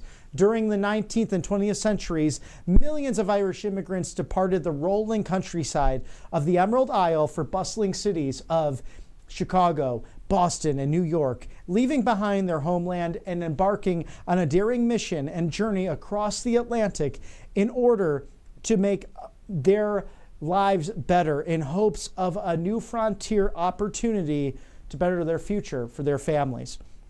Since then, Irish Americans have fought for our freedom on the battlefield, served in our halls of government, and pioneered legendary businesses, leaving a lasting mark on their communities and national identity. The United States and Ireland also enjoy a long friendship strengthened by economic ties and shared commitments to the values of democracy and faith, family, and freedom. As my administration works to correct trade imbalances with the European Union, our historic relationship with Ireland presents an opportunity to advance fairer trade policies and opportunities of investment that benefit both nations. To this day, Irish Americans are known as some of the toughest, most driven, and most devoted people on the face of the earth. Their faith in God, love of family, and indelible commitment to our national promise continue to inspire citizens all across our country. So this month, Irish American Heritage Month of March, we salute the undying resilience and resolve of the Irish American community, pay tribute to their tremendous achievements, and pledge to forge a future that strengthens our shared values, deepens our traditions, and restores America as one glorious nation under God. So now, therefore, I, Donald John Trump, President of the United States of America, hereby declare March 2025 Irish American Heritage Month, and this is by the virtue and authority vested in me by the Constitution and the laws of the United States of America, signed by President Donald J. Trump on March 6th of 2025. So an exciting time to celebrate our heritage here in the United States and our shared values with the Republic of Ireland. Stick with us. I'm Robert McNeely here, Right Side Broadcasting Network Live. Going to a quick commercial break, but be with us on the other side. We'll be back with you momentarily. Welcome to Right Side Broadcasting Network, your trusted conservative news outlet. At RSBN, we deliver the truth when the mainstream media falls short. Since 2015, we've proudly broadcasted every single one of President Trump's iconic MAGA rallies, bringing you the excitement and energy live before anyone else. By watching RSBN, you get an unfiltered front row view of the action on the ground.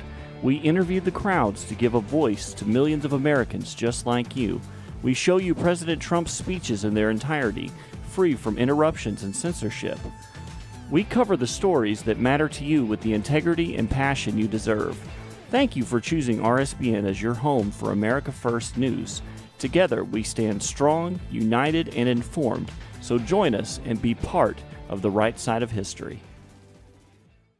Hey y'all, it's Silk from the Diamond and Silk Chit Chat live show. Look, don't forget to check me out right here on RSBN Network. Be sure to watch the show on Right Side Broadcasting Network, and I want you to support Right Side Broadcasting Network. Yes, it's imperative that you do so, okay? I look to see y'all soon. Bye-bye. I hear every day about the products you all wish MyPillow carried. Well, guess what? We probably do. Slippers, bathrobes, pet beds, blankets, mattresses, sleepwear, loungewear, duvets, comforters, pot holders, aprons, oven mitts, and so much more. And they're all on sale. For example, get our best-selling standard MyPillows for only $14.98. Body pillows, $29.98. 6-piece bath towels or kitchen towel sets, just $29.98. Multi-use MyPillow 2.0s with pillowcase, $9.98. Save $40 on our Spring Percale and Giza Dream bed sheet sets. Any size, any color, and so much more. So go to MyPillow.com or call the number on your screen. Use your promo code to save up to 80% on all MyPillow products. And I've never done this before. When you spend $100 or more, you're going to get 2 standard MyPillows absolutely free. Welcome back to Right Side Broadcasting Network Live. I'm Robert McNeely as we await President Trump and the Taoiseach of Ireland, the leader of the Fianna Fáil party, that is the Republican Party of Ireland. They are center-right and share many similar values to the United States Republican Party as well.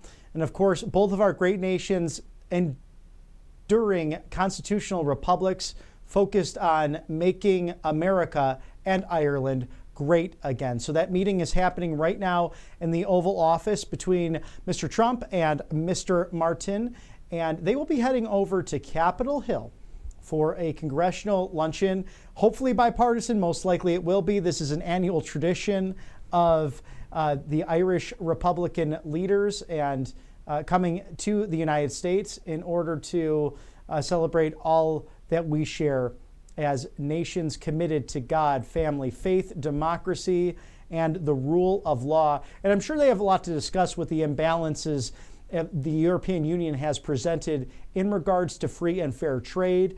So President Trump, Taoiseach Martin discussing those items right now at the White House. So we'll stay on that as the Suburban adorning the American and Irish flags wait for both leaders. So we'll take that to you as soon as it is made available and possible.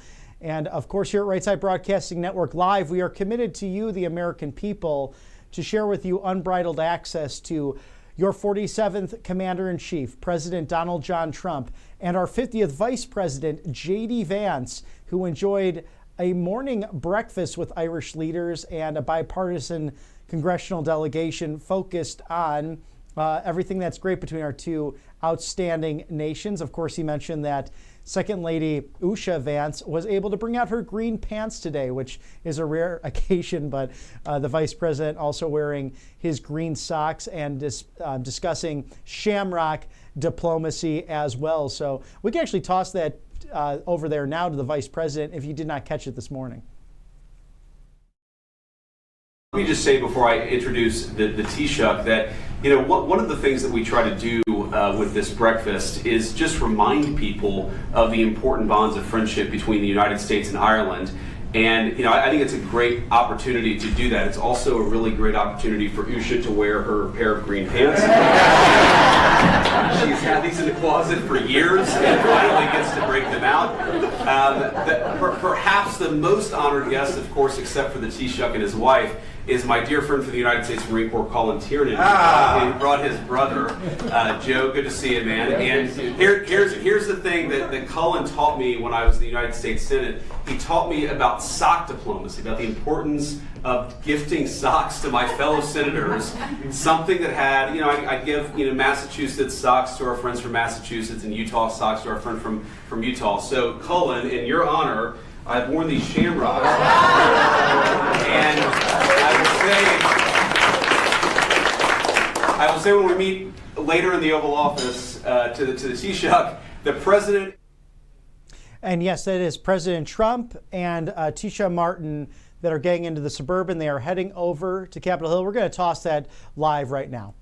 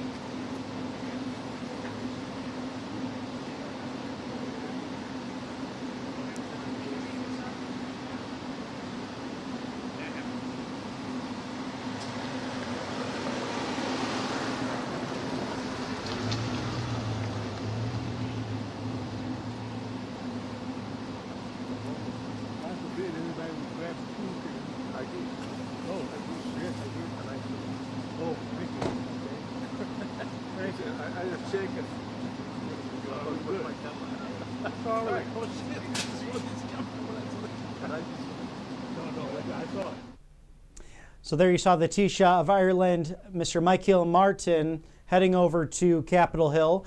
President Trump seemed to dialogue with him in the Suburban there for a moment, but went back into the West Wing.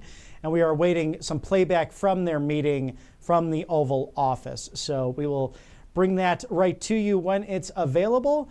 And this is just an exciting day to celebrate two extraordinary countries, the United States and the Republic of Ireland, who have been friends for the longest time, who have shared values of God, family, patriotism, and a work ethic that is completely unmatched. And per the proclamation that President Trump signed March 6th last week, declaring Irish American Heritage Month as March of this year. What a beautiful time to celebrate those time-tested and valued traditions of two great nations. So again, Mr. Martin of the Republic of Ireland, the Taoiseach, which simply is the leader of Ireland, meeting with President Trump in the Oval Office. He has just departed for Capitol Hill, and we will stay on this story for you as much has been going on in the news recently. Of course, you might have caught President Trump with Elon Musk yesterday purchasing a Tesla, actually, and talking about American innovation and the use of tariffs and the importance of that in the steel and manufacturing divisions in our great country. Of course, as well, H.R. 1968 being passed. That's the continuing resolution, that CR, that Speaker Johnson and President Trump sought to push forward to the Senate and awaits President Trump's signature. Ultimately, it's a clean CR, one Democrat joining Republicans in passing that by a 217 to 213 vote. Of course, there was Thomas Massie of Kentucky, who seems to continue to showboat on a regular basis, joining the Democrats, striking that down, or at least attempting to, as the Democrats and Thomas Massie were not successful in doing so. President Trump on True Social calling for someone to primary him in 2026, and we will stay on that story if that does happen. Also, the Ukrainian government has agreed to a 30-day ceasefire in the Russian-Ukrainian conflict that has lasted over 3 years now.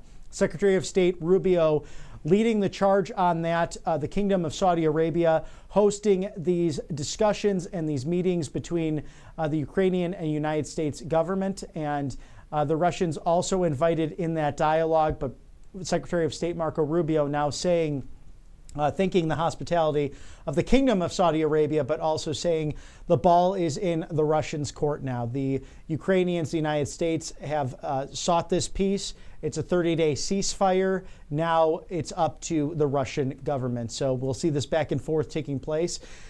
This is now the 10th leader, the Taoiseach of Ireland, meeting with President Trump at the Oval Office at the White House, and it's a great diplomatic strategy. There is no greater geopolitical landscape and advantage than the White House itself. We'll toss now live to that meeting that took place moments ago in the Oval Office between the Taoiseach of the Republic of Ireland, Martin, with President Donald Trump. We'll toss that over now. Took a little time off and then he served again. I've heard about that. That happens on occasion. And he's done very well. And we knew each other from a long time ago. But it's a great honor to have you in the Oval Office and have you at the White House. We have tremendous business relationships with Ireland, and that will only get stronger. The relationship we have personally and every other way is very, very strong and very, very good. So I just want to welcome you to Washington, D.C. and to our country, and thank you very much. May I thank you, President. It's a great honor for me to be here to celebrate St. Patrick's with you. Right. And I thank you for your hospitality and the warmth of your reception. And I commend you in terms of the work that you're doing, particularly in terms of the pursuit of peace, which we discussed earlier. And I think that's going well. And you really have, in the first sort of 100 days of this government, you've done some extraordinary things very quickly. Thank you. Everybody's watching in that respect. So thank you. Delighted to be here. It's an honor to be here. Well, it's a great honor to have you, and special people, very special people. I know a lot of Irish, and growing up in New York, I know a couple of your people that used to live in that beautiful Ireland, and now they're here, but they love your country very much. You know, they have a great feeling toward your country. They have, and a lot come back for holidays and they come back. Stuff like that, and checking out their family, ancestry and things like that. You know. Great, fantastic people. Some go to Doonbeg as well. Yeah. And they go. We love Doonbeg. I love them. I don't know if I'll ever see it again. Maybe I won't, but we would like I to think come I back will. and see it. We'll get there. We're going to get there. It's a beautiful place, wonderful place. Any questions? Mr. President, on tariffs, how far are please. worried? President Trump, how worried are you about the counter tariffs from the EU, which were announced yesterday? And also, how worried should Ireland be, given the fact that it has a massive trade surplus with the US, over $50 billion? Neil Martin might be quite nervous about what you're going to tell him to do. Well, I don't think he looks nervous to me. And if he was nervous, he wouldn't show it. No, we do have a massive deficit with Ireland, because Ireland was very smart. They took our pharmaceutical companies away from presidents that didn't know what they were doing. And, it's too bad that happened. It's a tremendous job. Look, the Irish are smart. You're smart people. And you took our pharmaceutical companies and other companies, but, through taxation and proper taxation, they made it very, very good for companies to move over there. And we had presidents and people that were involved in this that had no idea what they were doing, and they lost big segments of our economy. The European Union treats us very badly. They have for years. I saw that. I had it out with them in my first term. It did well, but we had to solve other problems, and we did. But European Union's been very tough, and it's our turn too. We get a turn at that also, but they have not been fair. They sue our companies and win massive amounts of money. They sued Apple, won $17 billion, and they use that for other reasons, I guess, or to run the European Union. So I'm not knocking it. They're doing what they should be doing, perhaps, for the European Union, but it does create ill will. And as you know, we're going to be doing reciprocal tariffs. So whatever they charge us, we're charging them. Nobody can complain about that. Whatever it is, it doesn't even matter what it is. If they charge us 25 or 20% or 10% or 2% or 200%, then that's what we're charging them. And so I don't know why people get upset about that, because there's nothing more fair than that. And we had a problem with Ontario, and they dropped that when I let them know what we were going to be doing. They dropped it immediately, so I'm glad, because electricity, you shouldn't be playing with electricity. It affects people's lives. Actually their life. I mean, it can affect, depending on weather, it can affect their life, so we can't do that. And it doesn't make sense that our country allows electricity to be made in another country and sold into us. Who did that deal for the United States? Okay, I looked at that long ago, and I said that's not something that's very smart. So we've had a lot of bad trade policies, and yet we're doing very well right now. But we're doing well because I won the election. If I didn't win the election, you would have had a very bad period. I think a lot of the stock market going down was because of a really bad 4 years that we had. When you look at inflation and all of the other problems wars and inflation and so many other problems. But we're going to have very good years. We had, I don't know if you saw a little thing like the cost of eggs, little to you, but big to people out there, down almost 30% in the last few days. We got it down. We did a lot of things. We have a great Secretary of Agriculture, and we did a lot of things that got the cost of eggs down very substantially, and so many other things. A very big thing that I'm very happy with is oil is down to $65 a barrel, and that's faster than I would have attempted. We put on the gas. We stepped in the gas in order to get oil, and what's happening. So we're getting that down, and when energy comes down, prices are going to be coming down with it. So in a very short period of time, we've done a very good job. And I think that the tariffs that we're talking about, and again, reciprocal, I think that the tariffs, there are some cases where they're a little beyond reciprocal, because we've been abused for a long time as a country. We have been abused really for a long time, and we will be abused no longer. Okay. Are you going to retaliate to the EU retaliation? Education, sir, would you describe for us, is this meeting your vision by cutting about half the workforce? And what responsibility do you feel to the civil servants who have now lost their jobs? Many of them worked at the Department of Education during their first term. Sure, I do. I feel very badly, and but many of them don't work at all. Many of them never showed up to work. Many of them never showed up to work, Kelly, and unfortunately, and that's not good. And when we cut, we go, and that's what I had a number of meetings with a lot of people over the last couple of months. When we cut, we want to cut, but we want to cut the people that aren't working or not doing a good job. We're keeping the best people. And Linda McMahon is a real professional, actually a very sophisticated business person. And she cut a large number, but she kept the best people.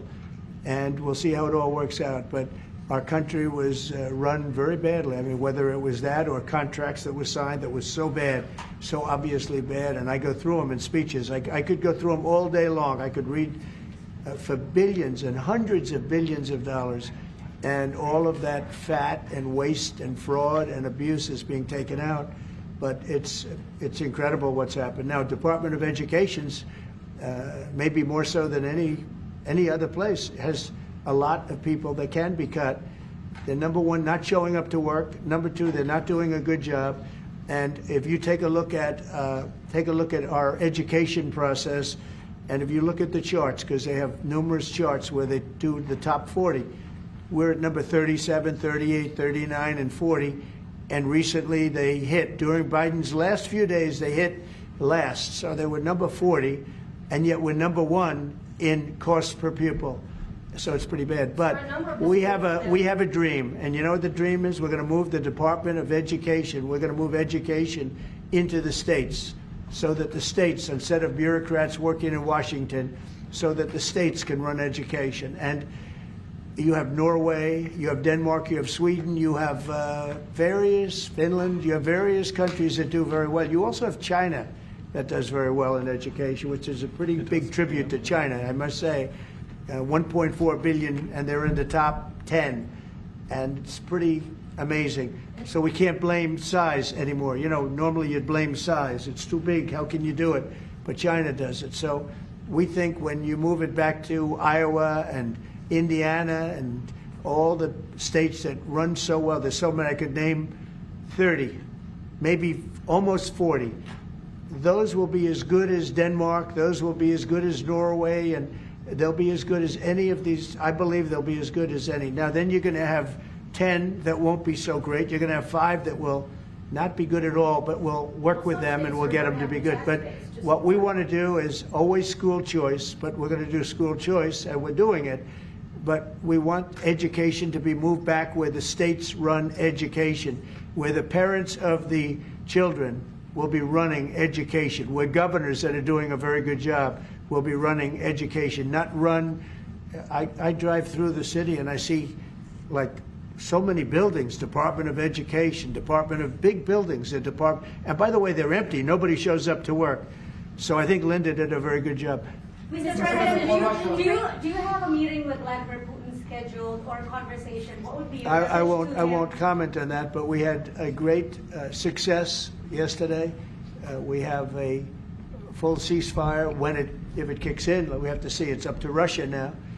But we've had a good relationship with both parties, actually, and we'll see. We'll be knowing people are going to Russia right now as we speak, and hopefully we can get a ceasefire from Russia. And if we do, I think that would be 80% of the way to getting this horrible bloodbath finished. It's a bloodbath is taking place over there. On average, 2,000 to 3,000 young people a week are being killed in that stupid war that would have never happened if I were president. So we have people going over there. Mr. VP, do you have anything to say about it? Because you're very much involved. What's going to happen? Well, we've got some conversations that are happening on the phone and in person with some of our representatives over the next couple of days. As the president said, we think that we're in a very good place where the Ukrainians have agreed to a ceasefire, and we're now going to see whether we can get the Russians to agree to a ceasefire too, and we'll certainly have news on that when we find out that news. Are you confident that Vladimir Putin will keep the ceasefire, considering that he's broken them in the past? We haven't spoken to him yet with substance, because we just found out and we just were able to get Ukraine to agree. So we're going to know very soon. I've gotten some positive messages, but a positive message means nothing. This is a very serious situation. This is a situation that could lead to World War III. And Biden should have never let it happen. Incompetence allowed this to happen. This shouldn't have happened. October 7th in the Middle East should have never happened with Israel. The horrible leaving, the way they left Afghanistan should have never happened. Inflation should have never happened. You know, we have great inflation numbers, by the way, just got released. Inflation is way down, and it's based on what we've done, and we've done it in a very short period of time. You know, we had virtually no inflation. For 4 years, we had almost no inflation, and when these characters took over, we went from no inflation to the worst inflation probably in the history of our country. So it's very interesting. Go ahead. Are you going to retaliate against me? And by the way, I have to speak of inflation. I love these socks. What's with these socks? It's in honor of the Taoiseach. I'm trying to stay focused, but I'm very impressed with the VP's socks. I would say to you that the United States is recognised as having such an important role in the peace process, and yet half the parties from the Northern Ireland government have decided not to come to the St. Patrick's Day celebrations. They haven't what? They haven't come over. They're boycotting the St. Patrick's Day celebrations. What are they boycotting? They are talking about your position on Gaza as one of the reasons why they. Oh, I haven't heard that. I really haven't heard that. Look, can I just say, I've got to pay tribute to the President on the peace initiatives. The one thing we've learned in Ireland about the peace process that you've just spoken about, and I recall back in the early 90s, when the first tentative steps to get peace in Ireland, people criticised people like John Hume or people like Albert Reynolds, the then Taoiseach. But they kept going. And when we got that ceasefire in 1993, okay, it took a number of years to get the comprehensive peace settlement. But again, the guns more or less largely went silent. The war in Ukraine is a devastating war on young people. And I think that very simple, straightforward narrative is to be commended. We all have children. We would be shocked at the prospect of young people losing their lives in that number, be they Ukrainian, be they Russian, whatever. Anything we can do to stop the violence, I think, is an extremely positive day. And there will be all sorts of people having qualifications on it and all the rest of it. It's our job then to work on it and to try and build it, Europe, US and everything. I will say, and thank you for that, but I will say, last week 2,500 young people died while we sit here and talk. Yeah. And while they talk about peace, but they've been talking about peace. This should have never happened. This war should have never happened. It would have never happened if I was president. That's what makes me more angry than anything else, because you've had far more people die than they report, than these people report, for whatever reason. But you had far more people. The numbers are far more devastating. You'll find that out someday. And it doesn't affect you very much. They're not Irish, and they're not from my country. They're from Russia mostly, almost all from Russia and from Ukraine. And people could say, why are you doing this? Why are you involved in that? Because 2,000 people a week are dying. And they have families, and they have mothers, and they have fathers, and they have sisters, and they have brothers and friends. And they're dying. And I've seen the pictures, the satellite pictures that we see all the time. And it looks like Gettysburg in its prime, because that was, they say, one of the most horrific battles ever. You have kids lying all over these fields that are dead, because the weapons today are unbelievable, between drones and various types of guns. I'm not even talking about beyond that with the big babies. You understand what I mean? I hate to even mention the name, the nuclear name. I hate to mention it. But you have weapons today that are so powerful. And I see kids every week. I see pictures of kids laying all over the field dead. They're dead. Beautiful kids. They're dead. And they're not from here and they're not from where you are, but he's working very hard. We're all working hard to get this thing finished. It's crazy over nothing, and it's not going to go anywhere. It's just a terrible situation. And I think we have a chance to get it done. So we've gotten half of it as a ceasefire, and if we can get Russia to stop, then we have a full ceasefire, and I think it'll never go back to war. I think something will happen. Can I ask you about Ireland's relationship with Israel? There's been a lot of talk recently. The government are looking to bring in what's called the Occupied Territories Bill, which would ban goods from occupied territories. I know you met with Prime Minister Netanyahu recently. Did Ireland come up in that conversation? Did he raise any concerns about the large government? One thing I'll tell you, you're not from Israel, that's for sure, huh? She is definitely not from Israel. It's an interesting question coming from you. We talk about everything. Israel has been under siege, as you can see, and they had to fight back. October 7th was a terrible thing. People don't like to mention it, but it was a terrible, terrible day in the life of the world. And it's amazing the way people don't mention that, but it was, I've never seen anything like it. Those are other clips I get to see. You know, as president, you get to see clips that you'd rather not see, but I see clips, and that was a terrible day for the world. And we're working hard with Israel. We're working hard to see if we can solve the problem. I will say I just saw 10 hostages, and they were treated really badly. They were really treated badly. I was shocked. I asked them, was there any kindness shown? They were in there. One was in there for 500 days. One was 323 days. I said, was there any, 10 of them, I said, was there any kindness displayed? Like, did they ever, like, say, don't worry, you'll be okay? Or give you a little wink, or give you, like, an extra slice of bread or something?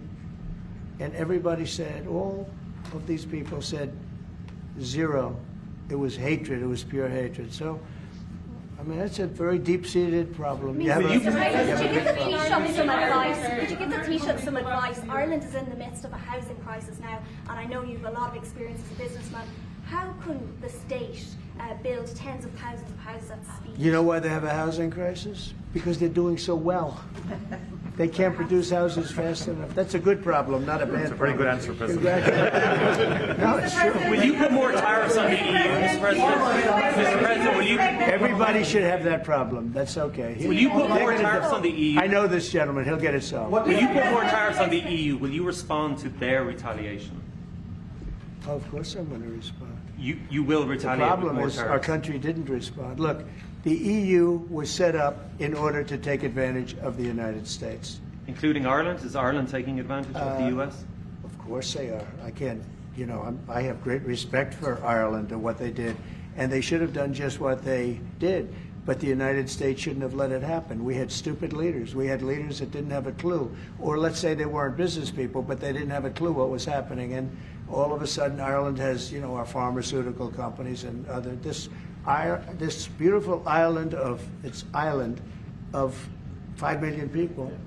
It's got the entire U.S. pharmaceutical industry in its grasp. And, you know, you mentioned housing and you mentioned other things. I mean, I have property in Ireland, as you know, and I love it. It does great.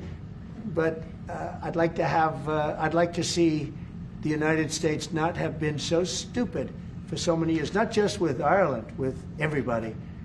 You know, I looked at trade deals. I was telling the group yesterday, I looked at trade deals in term one. It's one of the reasons I decided I had to do this, because somebody had to straighten it out, and I didn't see anybody that was going to.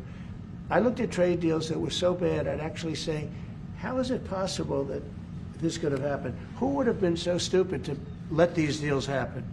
For instance, when the pharmaceutical companies started to go to Ireland, I would have said, that's okay if you want to go to Ireland. I think it's great. But if you want to sell anything into the United States, I'm going to put a 200% tariff on you. So you're never going to be able to sell anything into the United States. You know what they would have done? They would have stayed here. So do you want to lower corporate taxes? He's so lucky that I wasn't. Are you planning to lower corporate taxes to Metro Ireland? Well, we are planning to lower taxes, yeah, if the Democrats behave, but the Democrats have no clue. You saw that the other night during the speech. 2 young women were slaughtered by illegal aliens. 1 young man has very serious cancer and many other problems. We look at the people up there, they all had difficulty, very serious difficulty. But when we're talking about 2 young girls, beautiful young girls, Lake and Riley, you know, you know the whole story. That evening was a disaster for the Democrats, in my opinion. And I would mention, and I'd see 2 mothers that were inconsolable as they stood, crying. Their daughters have been absolutely just destroyed, killed, viciously killed. And the young man who loves the police departments, he had cancer and has cancer, very bad cancer. There wasn't from people sitting there, Democrats, there wasn't a hand clap. Nobody stood. They were just stone-faced. These people are sick. There's something wrong with them. There was no standing for anybody. The only thing they liked is when they heard about the death taking place with Ukraine. They were happy about that. They were happy about that. Pocahontas was very happy. She's the one that was slapped. That's why I looked at her. I said, oh, it's Pocahontas. These people are sick. They don't know what's happening in the real world. The Democrats have to get their act together. And if they don't vote, then what you're going to do is you're going to have taxes that are going to go through the roof. You're going to have a very bad time. You're going to have some very bad things happen, and people are going to blame the Democrats.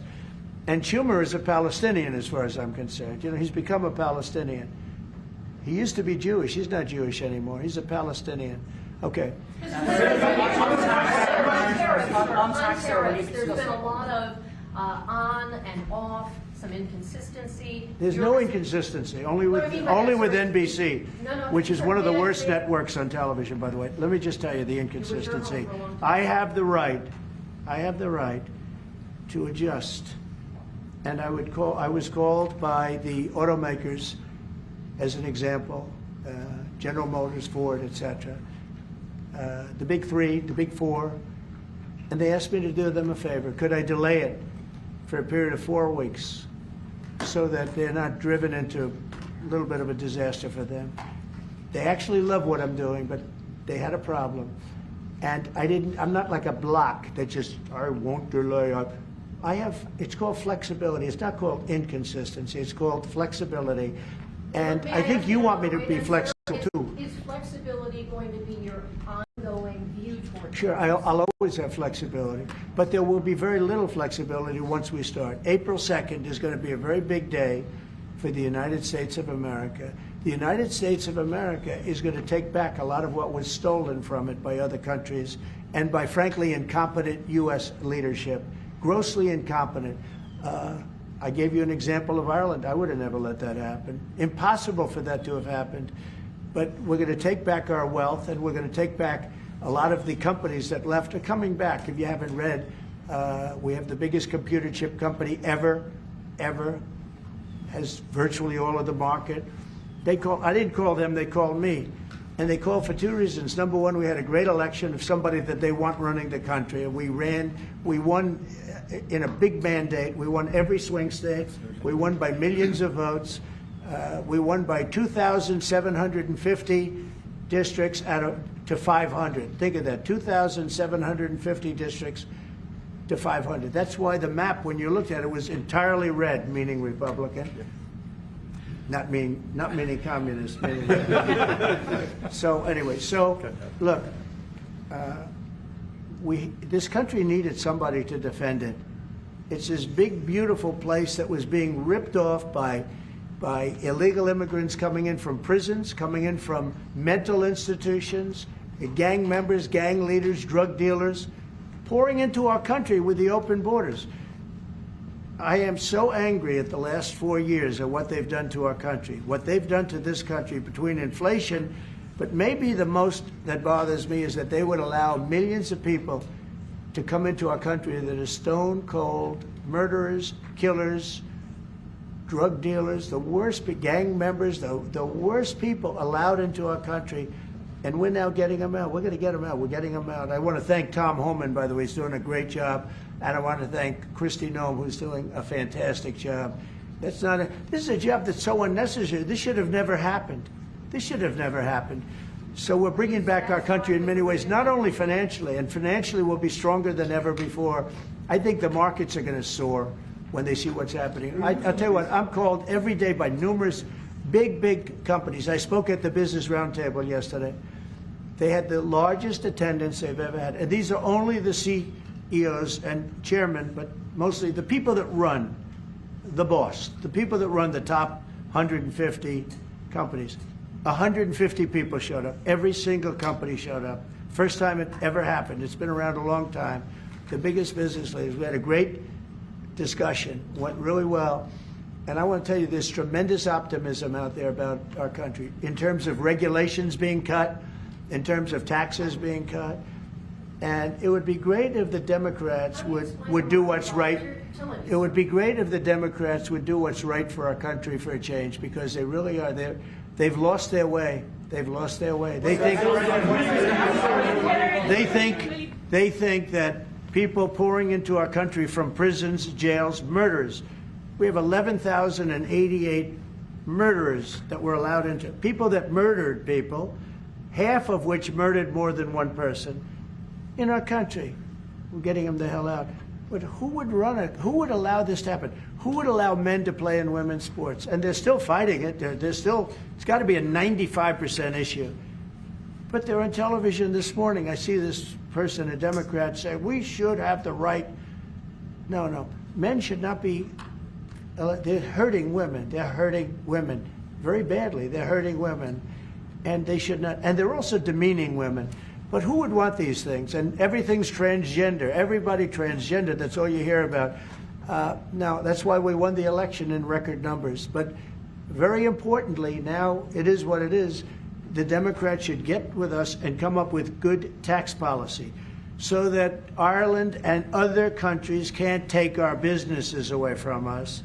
And he understands exactly. You guys did the right thing. I'm not upset with you. I respect what you've done. You've done a great job. But our people did a very bad job. How advanced are your plans to try and bring some of those companies back to America? And will you be briefing? Well, I'd love to have him back. I'd love to have him back, but he'll be fighting me on it.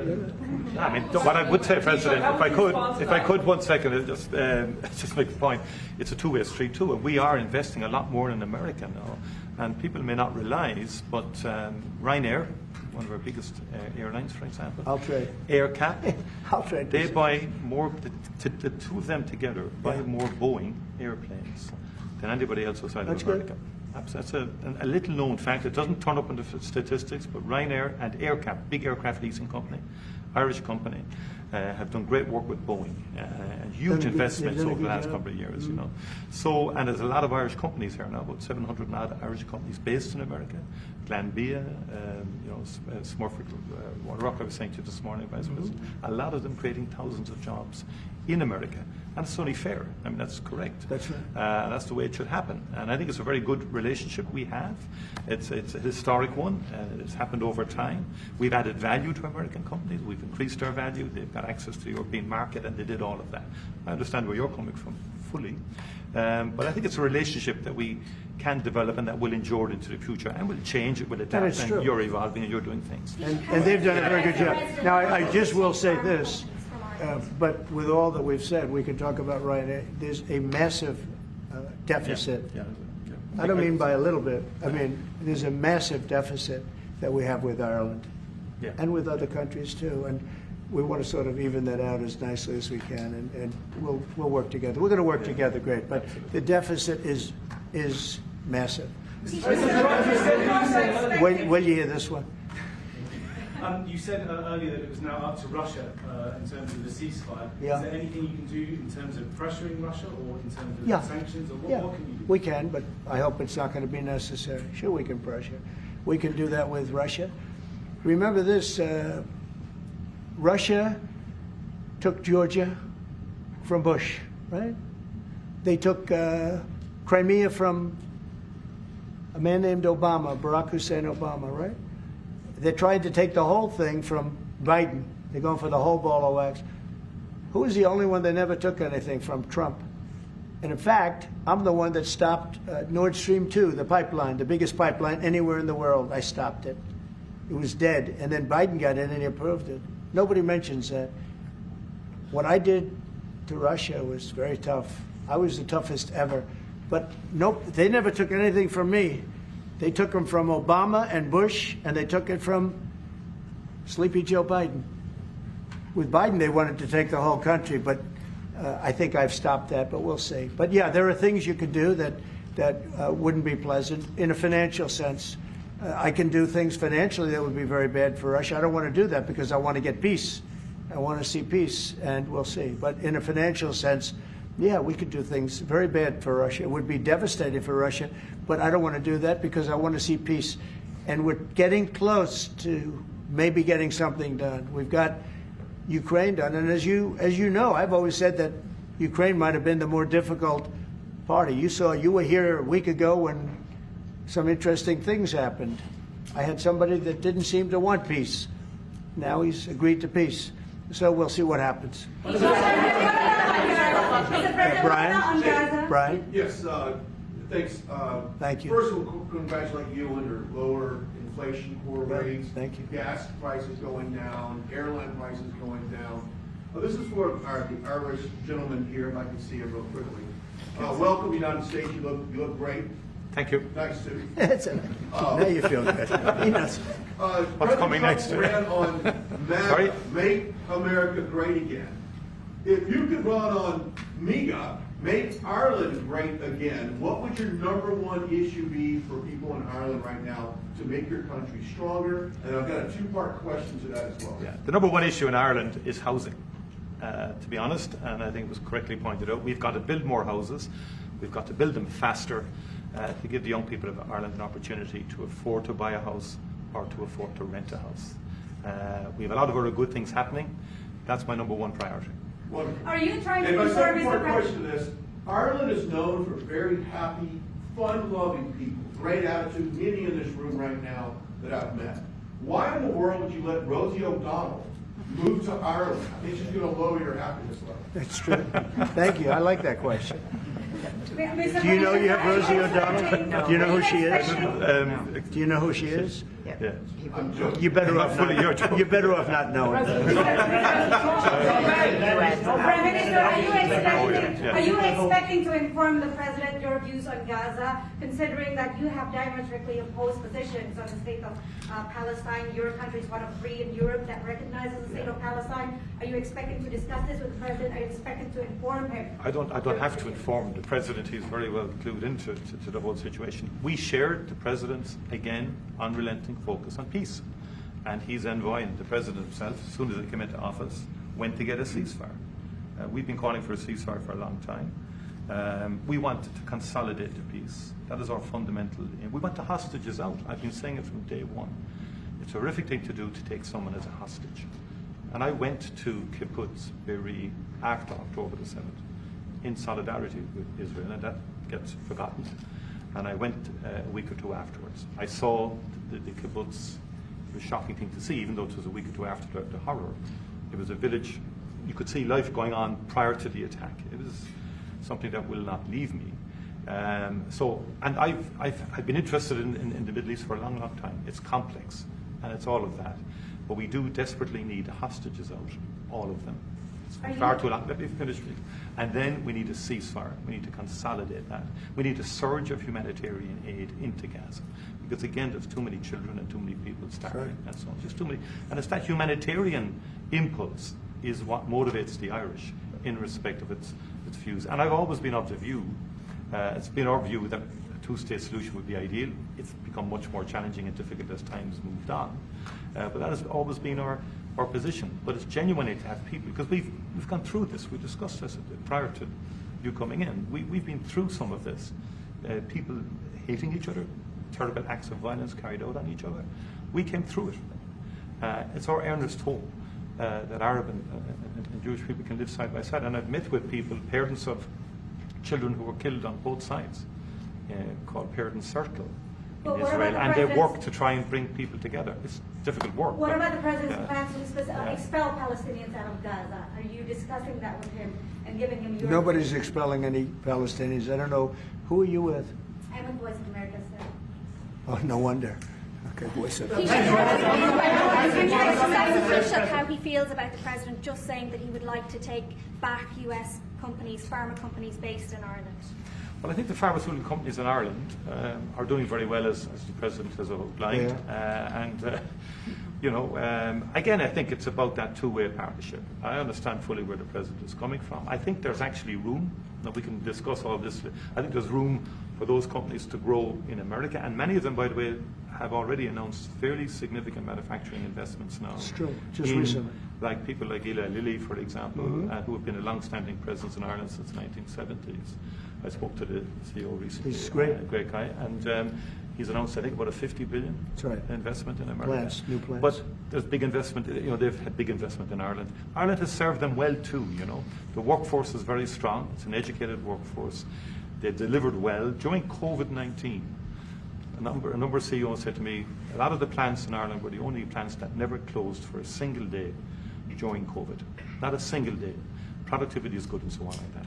But look, it swings around. Mr. President, thank you so much. You spoke to Vladimir Putin for quite a while on the Yes. road. So I want to know your assessment When you take this deal to him now, how do you assess the chances of doing this? I have no assessment, and I don't go by chances. I think it makes sense for Russia, a lot of downside for Russia too. And we have a very complex situation solved on one side, pretty much solved. We've also discussed land and other things that go with it. We're not just doing it and saying ceasefire. We don't know what's happening. We know the areas of land we're talking about, whether it's pulled back or not pulled back. We've discussed a lot of the details of what has to go because we don't want to be wasting time. We don't want to be wasting time while people are dying. I mean, as we're sitting here, you probably had 2 people die on that very open field. It's dead flat. It's great farmland, and it's dead flat. There's no protection. The only thing that stops a bullet is a human body. And these are bodies that are young people. And they're stopping a lot of bullets because a lot of bullets are flying across those level fields. Dead flat, no protection whatsoever. It is a disaster. And so I hope he's going to have a ceasefire. You are using the American leverage to get a lot of political issues. Well, I don't want to get into that, but if I had to, I'm the only one that's dealt with them successfully. Everyone else, I went through it. Bush didn't deal with them successfully, dealt with them terribly, got ripped off. And Obama was a disaster. They have with Obama, he gave them sheets, and I gave them anti-tank missiles. You know that, right? It's called Javelin. You know the Javelin? I'm the one that gave them the Javelins. People don't say that. And then they say, oh, Trump has a great relationship with Russia. I'm the one that gave him the Javelins. Obama gave him sheets. That's an expression. He gave sheets, I gave javelins. So, Mr. President, how worried to the undocumented Irish be about your administration that you don't round them up and send them home again? Oh, I think the Irish love Trump. We won the Irish with a tremendous amount of vote. I want to thank you very much. We won in the 80s with Irish. I got the Irish vote. I think I have it locked up pretty good unless I did something very stupid, like drained your company, your wonderful place of all of its companies. If I drained Ireland of all of the companies, maybe I'd lose the Irish vote. I don't know. But right now, no. I love it. I've been there many times, as you know, yes. And we don't want to do anything to hurt Ireland. We want to, but we do want fairness, and he understands that. No, that's enough, Kelly. Thank you.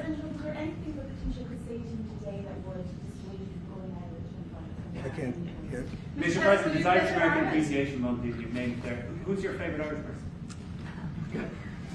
Oh, there's so many. Are you kidding me? Well, I do happen to like your fighter. He's got the best tattoos I've ever seen. I don't know if I'm a big, but that. Conor McGregor. Boy, you have.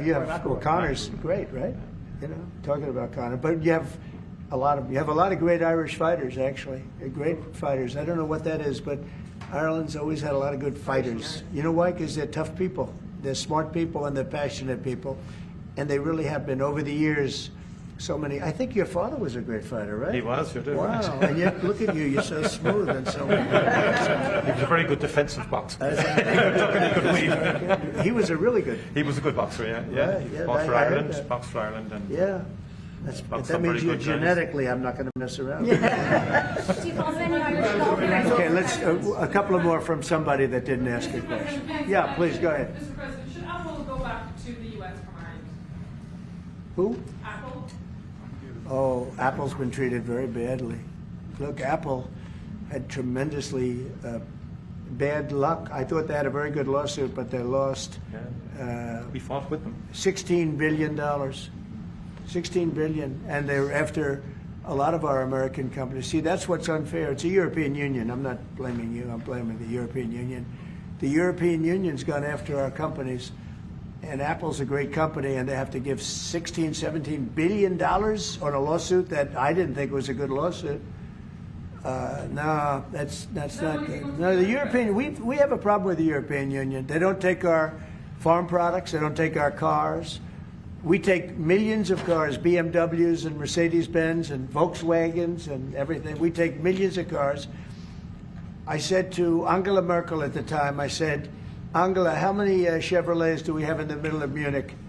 Why, none. I said, you're right, we have none. That's the way it is, we have none.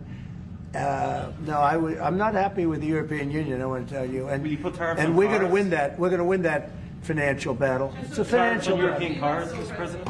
Tariffs on European cars, is that something you're going to consider? Oh, absolutely, I will do that. Yeah. Mr.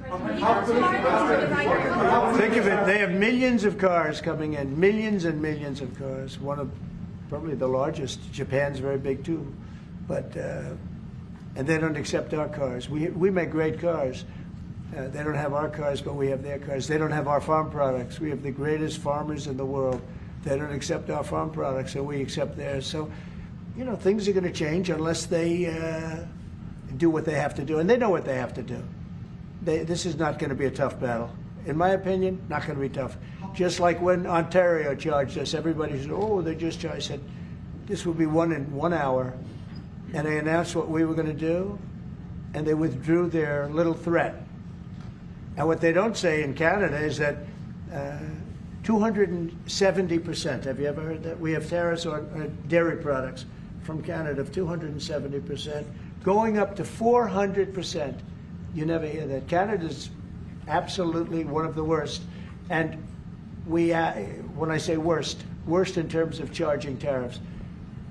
Their dairy products, they charge our farmers 240, 250, 270, and 400%. Okay? Think of that for dairy product. And we charge them like peanuts. You know why? Because we've been improperly run for so many years. I had that all settled in my first term. But then, of course, Biden, you know, he let everything go to hell. One of the things we did is we took from China hundreds of billions of dollars, and I have great respect for President Xi. But he understood that. He understood it was a one-way street, and you can't have a one-way street. Okay? One more question. Can you say which countries you might target in your next travel ban? Say it. Can you say which countries you might target in your next travel ban? Wouldn't that be a stupid thing for me to say? I said, which countries am I going to target for the next travel ban? Can you believe somebody would ask that question? As part of the... Well, we're going to talk. We're going to be talking really to the European Union. You know, I will tell you this one little, we'll end it with this. So I have a property, a big property in Ireland that you know well. It's one of the most highly rated hotels in all of Europe. It's beautiful. Doonbeg. It's a beautiful 600 acres on the ocean, and everybody knows it. And we have a beautiful hotel. And I was going to do a project there, a big expansion of the place. This was when I was a civilian, before the presidency, before I even thought about the presidency. But I was going to do a really beautiful expansion of because it does very well. And I got the approvals from Ireland so quickly. They were so professional. They wanted it. You know, it's economic development, it's jobs, it's construction jobs, a big expansion, beautiful expansion. But I was told something that bothered me. They said, sir, you also have to get approved by the European Union. I said, why do I have to go to the European Union to expand a hotel that's in Ireland? They said, well, that's the way it is. I say, well, shouldn't that go fast? They said, no, it'll take at least 7 years. You gave me the approval in about 4 weeks. It was a beautiful professional. If you took 4 years, you wouldn't have done a better job. You know, everything was done environmentally, everything. There's no reason to take very long. I had everything from Ireland in 4 weeks. And then I hired somebody. He said the process will be from 5 to 7 years. And I said, oh, really? And then I found out that they weren't playing games. Now think about how bad that is for your country. So that was my first experience with the European Union, and I dropped the project. I just said, I'm not going to do that. I'm not going to go 7 years to expand something. But I have to, I'll hand it to Ireland. You were so professional, so good. But I don't know why. European Union had to approve it. Yeah. And with them, it was deal. And that's the European Union. So it was a very bad experience I had. Just say, President, you have the distinction of being, I think, the only president that has physically invested in Ireland. That's through good. your Dún Bay. And it's been a good investment. And I mean, for anybody, you should go there. It's just stunning. I love this. No, I mean, the thing is, even if you don't play golf, I mean, it is a stunning landscape. Yeah. Your people have restored it very well, and our people are going to continue to work with you on that piece to do it all sort of effectively and so on. They've had a great relationship. But it is and the local people, my local councillor Rita McInerney texted me last week to say, tell President Trump to thank his family for the way they've worked with the local community and for the work that they've done.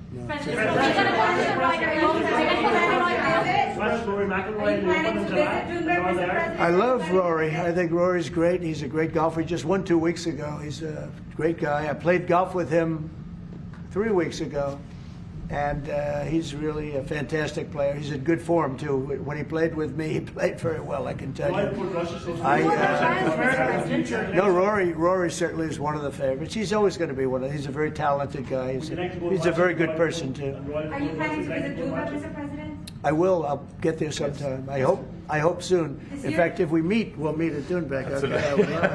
But I hope to be able to get there. Mr. President, does America have a future in NATO? What's that? Does America have a future in NATO? Well, NATO has to treat us fairly. If they pay their bills and if they do what they're supposed to do. When I first got involved with NATO, as you know, they weren't paying their bills. There were 28 countries, and most of them weren't paying.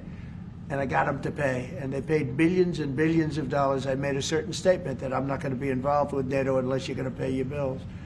And I was asked a question. If we don't pay, are you going to help us? I said, no. If you don't pay, you're saying you're delinquent. A real estate term. You're delinquent. You're not paying your rent. You're not paying your bills. If you're not paying your bills, I'm not going to help. And everybody we took in, your Secretary General will tell you, he was very generous to me. He said, I've never seen anything like it. Money came in by the billions and billions and billions of dollars, and NATO became much stronger. Now, NATO's expended a lot of that money in fighting this horrible war. It's too bad they had to do that. But they had the money from me. I was the one that got people to pay. The countries, most of the countries were not paying, or they were paying a very small amount.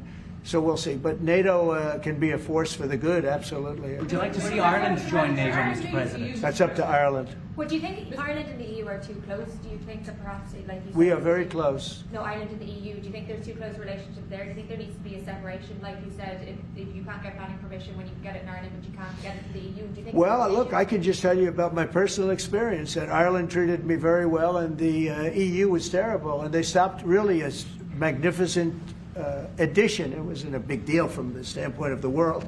It wasn't like the things we're talking about now, but it would have been a very beautiful addition.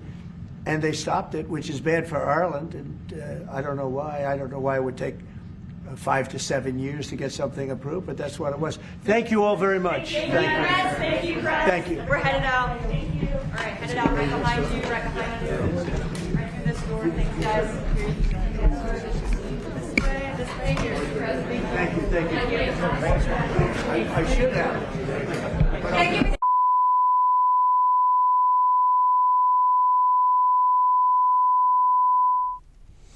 And there you have it, President Trump with Taoiseach Martin of the Republic of Ireland talking on a whole host of issues. And something I wasn't even aware of, the fact that the pharmaceutical industry really has been leading the charge in Ireland, and that they've really taken many of our companies because of bad deals with the living predecessors of President Trump. So a lot to unpack there, but President Trump and Taoiseach Martin just really confirming what we already know, that Ireland and the United States share a common bond and care for one another, and just the great traditions of God, family, country, and strength, patriotism. Our two great constitutional republics share so much in common. And the fact that President Trump really working with someone who's center right of the aisle, so a lot that they can do in regards to European trade, especially with the European Union that's been so unfair to both countries over the course of the last several years. Thank you to Colonial Metals Group here sponsoring Right Side Broadcasting Network. The great Paul Stone will be on Friday, the CEO of the company, to talk about all of the gold and silver options you have to protect you and your family against inflation. In fact, I have this free, no obligation guide right here detailing all of those important matters regarding your financial future. In fact, gold is up 840% since 2000, up over 7,000% since we left the gold standard during the Nixon administration in 1971. So go to freegoldguide.com/RSBN or scan that QR code now to get that free no obligation gold guide. Again, freegoldguide.com/RSBN. Now, President Trump and the leader of Ireland, Mr. Martin, over on Capitol Hill enjoying a luncheon, and after wrapping that meeting from the Oval Office, so with other congressional leaders as well. And President Trump, you saw him, he hit back against fake news outlets and some hysterical questions, as well as strong, solid policy questions in and of that press conference in and of itself. I mean, President Trump, incredible access that he gives the press, and this is truly the First Amendment, America First administration focused on giving all of that access. And that's our commitment here too, to you, the American people who watch Right Side Broadcasting Network Live, so you can get all of those America First updates and exclusive offers at rsbnetwork.com/newsletter. So we are watching as well the CR passing H.R. 1968 taking place yesterday with Speaker Mike Johnson, highlighting some of those facts that one Democrat came over the aisle to vote 217 to 213 to put down Democrat efforts in the House to stop this CR funding and these political games that they keep playing. Unfortunately, Representative Thomas Massey, the lone Republican, joining Democrats in an attempt to shut down the government. That failed. It now goes to the Senate and ultimately President Trump's desk for a signature. But this is something that President Trump and Speaker Johnson wanted to pass to keep the government open. We could toss to that video now to showcase that 4 minutes of Speaker Johnson's comments yesterday, if that is ready, Mr. Director. Absolutely. And we'll toss to that momentarily, but a great thing, a great success legislatively for the MAGA agenda yesterday in Congress. Again, Speaker Johnson laying out how clean the CR is, how it's appropriate, and how it can then fund the government moving forward. We want the government to remain open, to expel criminal illegal aliens, as well as get the America First agenda across the finish line ultimately. But so much being accomplished in roughly 50 plus days of the Trump administration. So we'll toss now to Speaker Johnson commenting yesterday after the CR vote.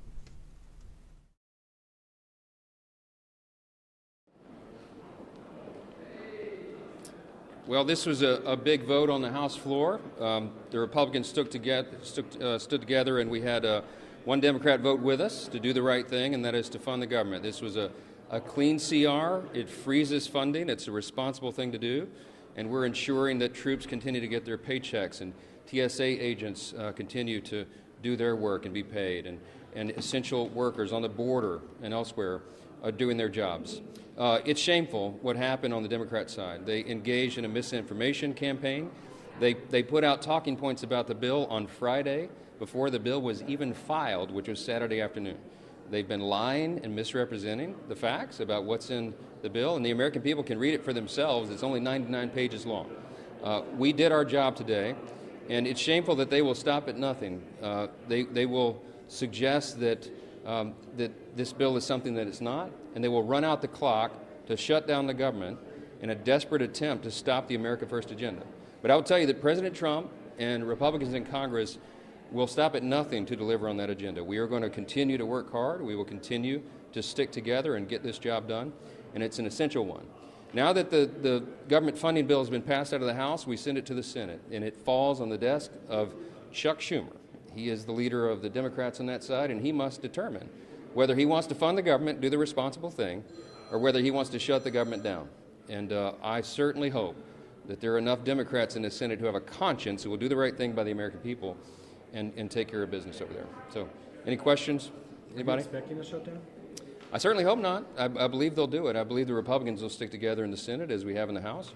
And I hope there are at least a number of Democrats in the Senate who will do the right thing. If not, this will be on their shoulders, and everybody in America knows that. Mr. Speaker, on the other legislative undertaking, reconciliation, some senators yesterday suggested that they can get the ball rolling by sometime like August, which is far beyond your time. August is far too late. No, we're going to move that ball a lot faster than that, and we'll be talking with our colleagues and friends, Republican leadership in the Senate about this. They will be working the rest of this week, and then I think both chambers are doing district work next week. When we get back, this will begin in earnest, and we'll have leaders and lieutenants, committee chairs of jurisdiction in both chambers working together to begin that process, to finish up the resolution and move forward with budget reconciliation. That's going to be a very important thing for the country. A rescissions package, a lot of folks have spoken about that in part with this continuing resolution. What's the status of that? We anticipate that we will get a rescissions package from the White House as soon as all the calculations are made.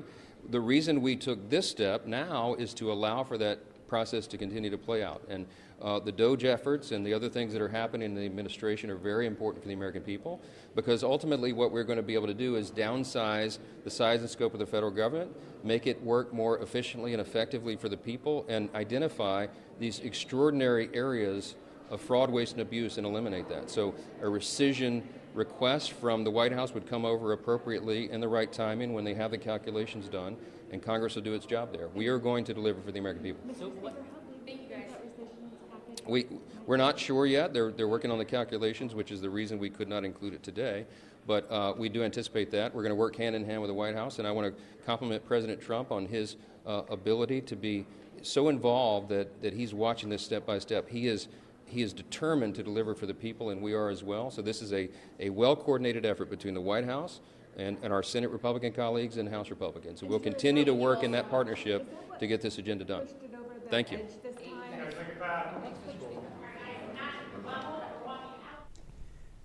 That's Speaker Mike Johnson highlighting yesterday's comments, a quick press conference right after the H.R. 1968, that CR vote that is now on its way to the Senate and ultimately for President Trump's signature by a narrow margin of 217 to 213. Now we are awaiting President Trump's luncheon with the Taoiseach of Ireland. That is, of course, Mr. Michael Martin, who they had a wonderful meeting in the Oval Office earlier talking about our shared values. Of course, it's Irish American Heritage Month, as we've read on the show today, the proclamation signed from March 6 by President Trump.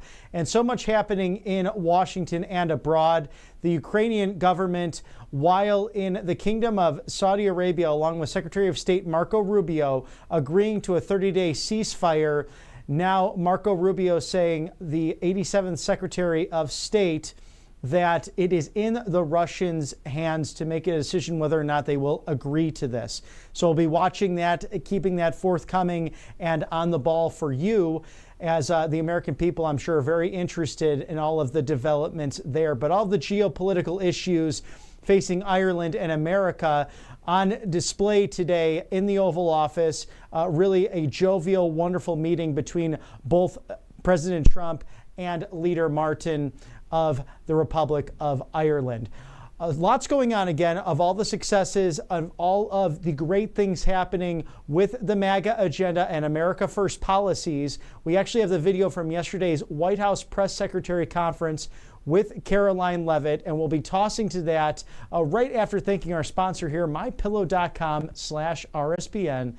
The mega sale. Save 30% on the MyCross replica that Mr. Mike Lindell wears on a regular basis. We know his faith in Christ, how that has changed not only his business prowess, but also so many people know him by name now, what he does for the First Amendment, for the Bill of Rights and election integrity. We are grateful for his sponsorship here at Right Side Broadcasting Network. How about the 6-pack of My Towels for only $29.98, or those flannel sheets? So comfortable, $44.98. All made here in America with some of the best products from around the world, including those amazing Giza Dream Sheets.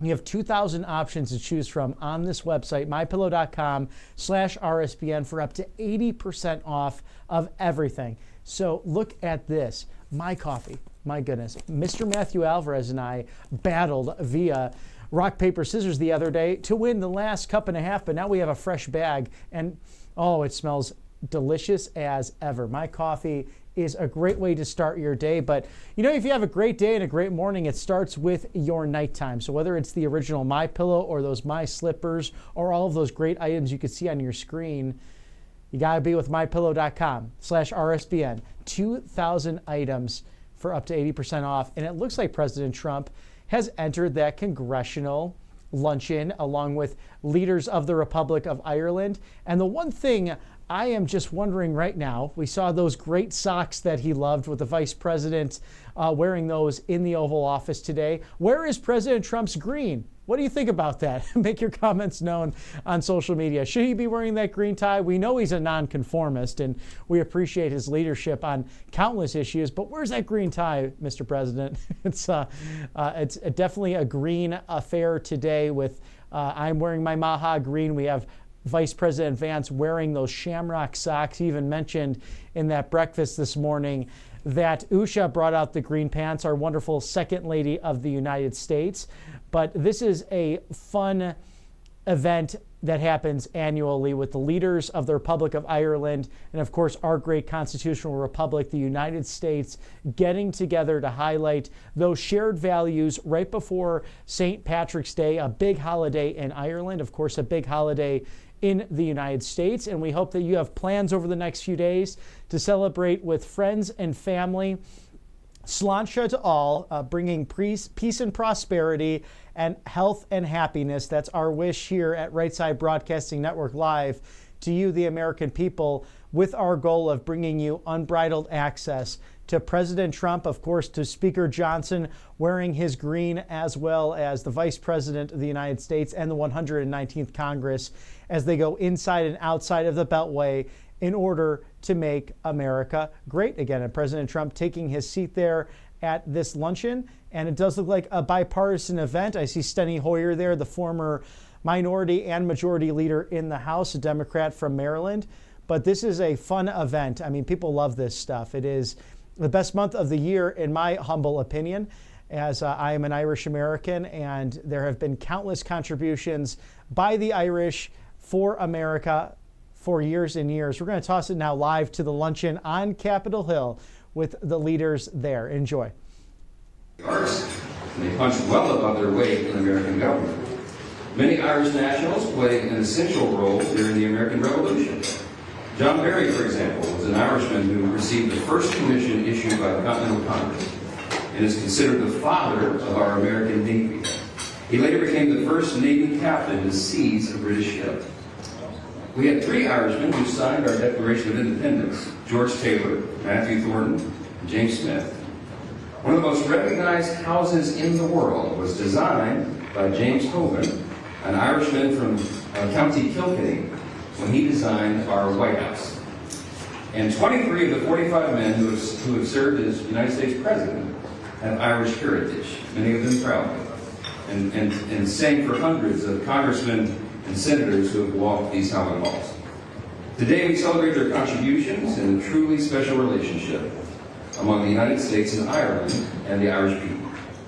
So joining me in the toast, here I am again without a glass. I'm very grateful. Thank you. A glass of water, yes. It works as well. And the toast is in, hold on, man, I am really messing this up. But we're all friends here. And I don't know where it went. All right, I'm just going to toast. It was a beautiful toast, trust me. To the United States, to Ireland, to this beautiful relationship, and to all who aspire to be Irish around the world. Cheers. So much. That's what I'm supposed to say. Yes. I have the pleasure of introducing our own head of state here. This luncheon offers an opportunity for both Americans and the Irish to reflect on our past and on our future. In 1981, Senator Ted Kennedy and Senator Daniel Moynihan and Speaker of the House Tip O'Neill started this great tradition, the Congressional Friends of Ireland. They aim to celebrate their shared Irish heritage, deepen ties between our two nations, and promote peace and reconciliation in Northern Ireland. In 1983, the Friends of Ireland Luncheon was born when President Ronald Reagan, of course, of proud Irish heritage, and the Taoiseach visited Capitol Hill to celebrate Irish heritage and St. Patrick's Day. This lunch was the embodiment of that, of charity and friendship across political differences. And it has led to real world international diplomatic successes. Many historians credit the advocacy of the Friends of Ireland caucus as essential in the signing of the Good Friday Agreement. And we welcome continued efforts to promote and preserve this agreement and promises of a bright future for the Friends of Ireland. Last year, I hosted this luncheon alongside President Biden. Our political differences were on stark display. It was obvious. That's an understatement. But he was our incumbent Democratic president, and I was the Republican House Speaker. And still, we shared laughs at the table at this event. It was one of the rare moments of the year where we could do that. That's what this celebration is all about. We laid down our swords, and in the spirit of Tip O'Neill and Ronald Reagan, we broke bread together and celebrated what binds us all together, rather than what divides us. This year is a little different, of course. The political dynamics on Capitol Hill are extraordinarily different. President Trump is back in the White House. Republicans control both chambers of Congress. Here in our form of government, we call that unified government. A year ago, people thought I was crazy for predicting that we would be here today, but we are. And we're facing a new dawn for America and our bilateral relationships. And I know that we can look forward to working together to promote and preserve our friendships. It's an important, informative time around the world to do that.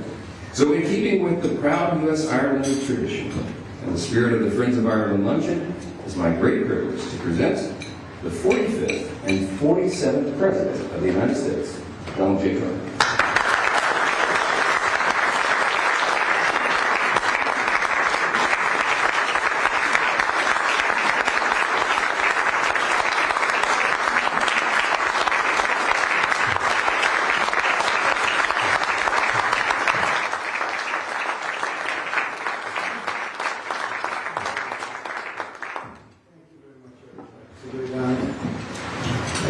Just about everything.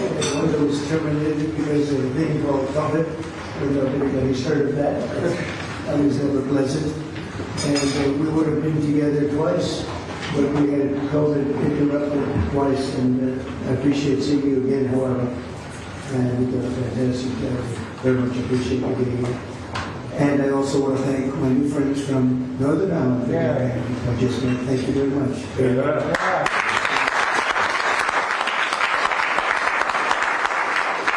They spoke very well of you, so that's good. That's good, and great to be with you. And thank you to Speaker Johnson, and thank you to all of the members of Congress who are here, quite a few, most of which are Irish, most of whom are Irish, and we welcome Taoiseach, and I love the name because Michal, but it's Michael. I said, how many people call you Michael? It's exactly Michael. I said, he said, about 50%. I said, do you get upset when they do? He said, no, but I'm going to call you Michal because that's the way it is. Martin, who's really been terrific. I've been with him quite a bit. I've spoken to him quite a bit. We're going to have no problems. And his wife, Mary, we welcome you to America. Fantastic people. And it's really a wonderful annual tradition being here. We're also grateful to be joined by Irish Ambassador to the United States, Geraldine Byrne Mason. What up, Geraldine? Hi, Geraldine.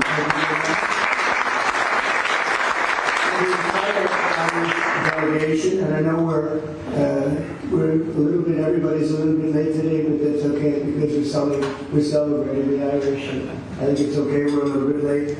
I also want to congratulate a friend of mine, Ed Walsh. He's a great golfer. He's a championship golfer, actually. Not quite as good as Rory, but that's okay.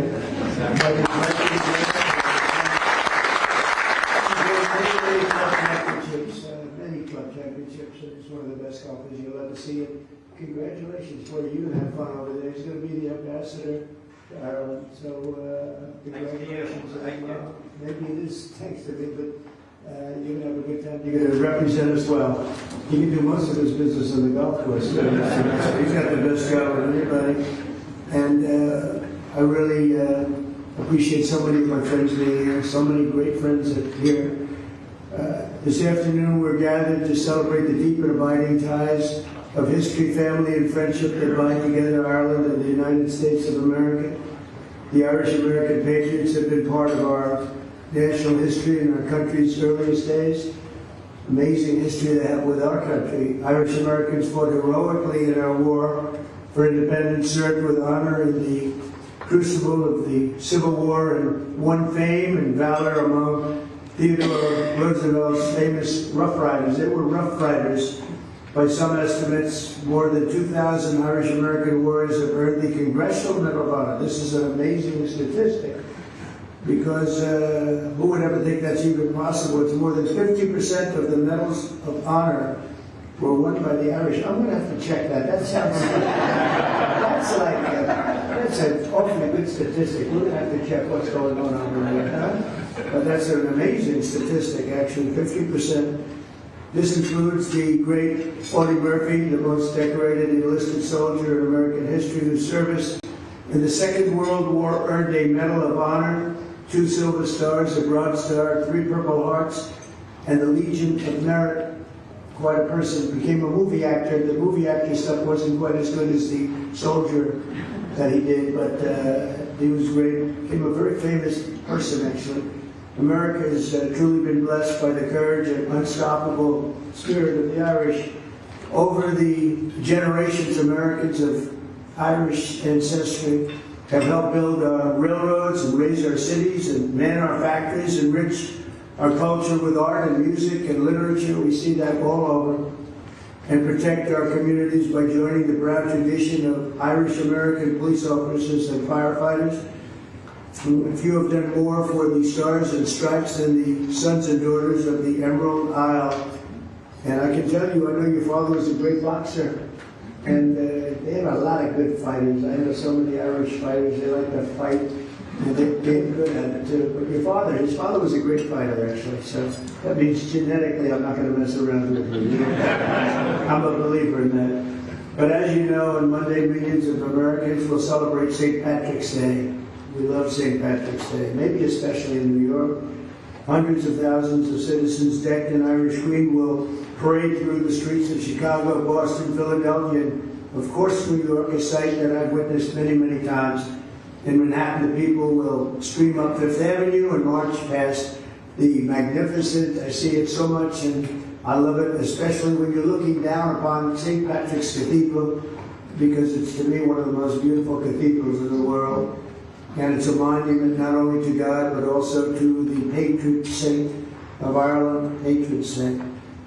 It's really an extraordinary testament to the connection between our two countries, that after more than 1,500 years, the shining legacy of St. Patrick still rouses city blocks half the world away. Think of that, and fills our people with incredible love and pride. And we have a lot of pride in that cathedral. That cathedral is something, to me, so beautiful. I think maybe my favorite, they have larger, you know. It's very large, but they have larger, but I think it's truly one of the most beautiful. The Irish spirit is truly alive and thriving in America, and as we see today, the friendship between our nations is strong and it's really unbreakable, and that includes all of you, you know. So all of you, we love you all. So Taoiseach, I want to just thank you once again for being here. It's an honor, and hopefully we're going to be doing this at least 3 more times, okay? We're going to be doing this 3 more times, at least. And when I say at least, they go absolutely crazy. So, thank you very much for being here, Mayor. Thank you very much for being here. It's a great honor. Thank you. Thank you, Mr. Speaker. Thank you, everybody.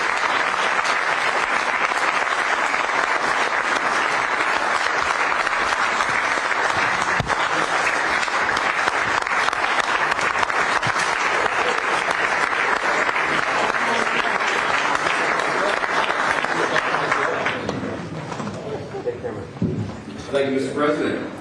Our next guest is not... And there we have it, President Trump at the Congressional Luncheon for the Irish. So a great history on what's taking place there, not only in the country, but also enjoying time with Taoiseach of Ireland, Mr. Martin, who is also the leader of the Fianna Fáil, and that is the Republican Party of Ireland. So gentlemen who really have a lot to share on and a lot to really talk about with the geopolitical challenges of the world happening right now, whether that is the European Union and their unfair trade deals toward Ireland and the United States, or if you look at what happened with Russia and Ukraine, that's been on the minds of many people around the world for the last 3 years. But we now know that there is a peace deal on the table, a 30-day agreement for a ceasefire that Ukraine has agreed to. It's now in the Russians' hands, according to Secretary of State Marco Rubio, with this deal being brokered in the Kingdom of Saudi Arabia. So he took to X to thank them yesterday for their hospitality, but also where the facts stand right now. And we will stand here with you, the American people, to monitor all of that and bring that to you real time if we get any updates. And for any other America First update or exclusive offer, go to rsbnetwork.com/newsletter.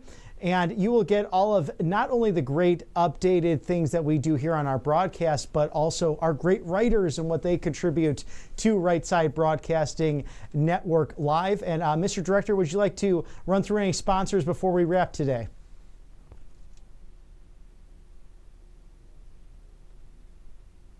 Excellent, wonderful. Colonial Metals Group, an outstanding organization here. Paul Stone will join us Friday for an exclusive interview regarding gold and silver and everything that you need with those assets as your bets and hedge against inflation, as that seems to be really a problem ever since, Biden. I mean, the last 4 years, President Trump touched on it today, just how bad they caused their policies. But now the golden age of America continuing to happen, and you need some gold and silver to help celebrate that. You can actually go to this no obligation guide. It will show you here from 2000 to 2024, gold up 840%. And then from 1971 with the Nixon administration, when they went off the gold standard, up over 7,000%. So freegoldguide.com/RSBN, a great go-to for all of your options there. And you could scan that guide, that QR code right now to get the guide, but you could also visit that website, freegoldguide.com/RSBN. So it might be a good option for you and your family as you look towards retirement, or a big option like sending your student to perhaps Auburn University, one of the greatest schools in all of the land. So check out Colonial Metals Group. They dominate this industry and know exactly how to protect you against inflation. I'd like to thank MyPillow.com/RSBN as well. Mike Lindell.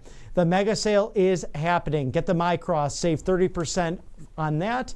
A 6-pack towel set for only $29.98, or those flannel sheets at $44.98. Support Mike Lindell and RSBN by shopping now with over 2,000 items on the website.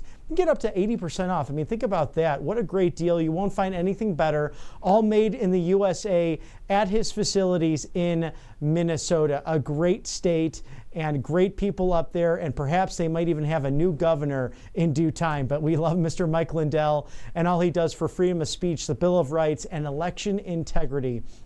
Visit mypillow.com/RSBN for up to 80% off everything. The mega sale happening right now. And what a day it's been here at Right Side Broadcasting Network, celebrating Irish American Heritage Month. And my goodness, doesn't it look just a little more green around the White House this time of year, that time of revival, the Lenten season as we approach Easter, and not only repent, but look forward to rebirth, not only for our country, but for our individual lives as well.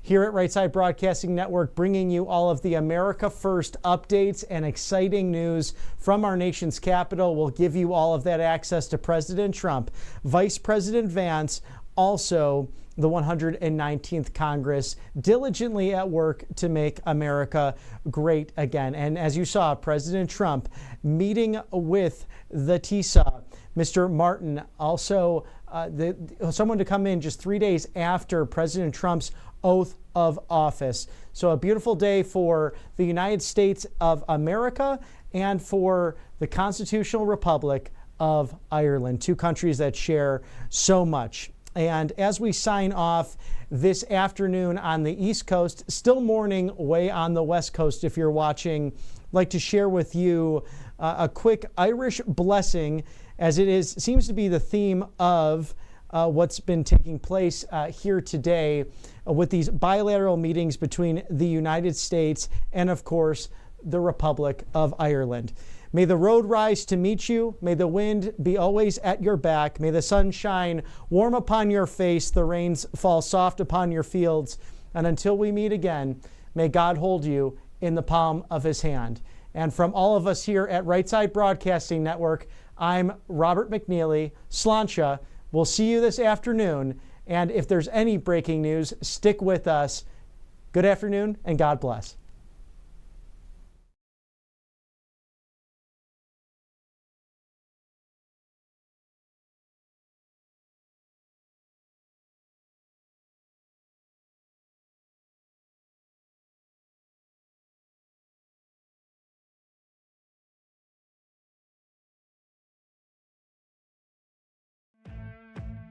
Welcome to Right Side Broadcasting Network, your trusted conservative news outlet. At RSBN, we deliver the truth when the mainstream media falls short. Since 2015, we've proudly broadcasted every single one of President Trump's iconic MAGA rallies, bringing you the excitement and energy live before anyone else. By watching RSBN, you get an unfiltered front row view of the action on the ground. We interview the crowds to give a voice to millions of Americans just like you. We show you President Trump's speeches in their entirety, free from interruptions and censorship. We cover the stories that matter to you with the integrity and passion you deserve. Thank you for choosing RSBN as your home for America First News. Together, we stand strong, united, and informed, so join us and be part of the right side of history. Hey y'all, it's Silk from the Diamond and Silk Chit Chat live show. Look, don't forget to check me out right here on RSBN Network. Be sure to watch the show on Right Side Broadcasting Network, and I want you to support Right Side Broadcasting Network. Yes, it's imperative that you do so, okay? I look to see y'all soon. Bye-bye. I hear every day about the products you all wish MyPillow carried. Well, guess what? We probably do. Slippers, bathrobes, pet beds, blankets, mattresses, sleepwear, loungewear, duvets, comforters, pot holders, aprons, oven mitts, and so much more. And they're all on sale. For example, get our best-selling standard MyPillows for only $14.98. Body pillows, $29.98. 6-piece bath towels or kitchen towel sets, just $29.98. Multi-use MyPillow 2.0s with pillowcase, $9.98. Save $40 on our Spring Percale and Giza Dream bedsheet sets. Any size, any color, and so much more. So go to MyPillow.com or call the number on your screen. Use your promo code to save up to 80% on all MyPillow products. And I've never done this before. When you spend $100 or more, you're going to get 2 standard MyPillows absolutely free.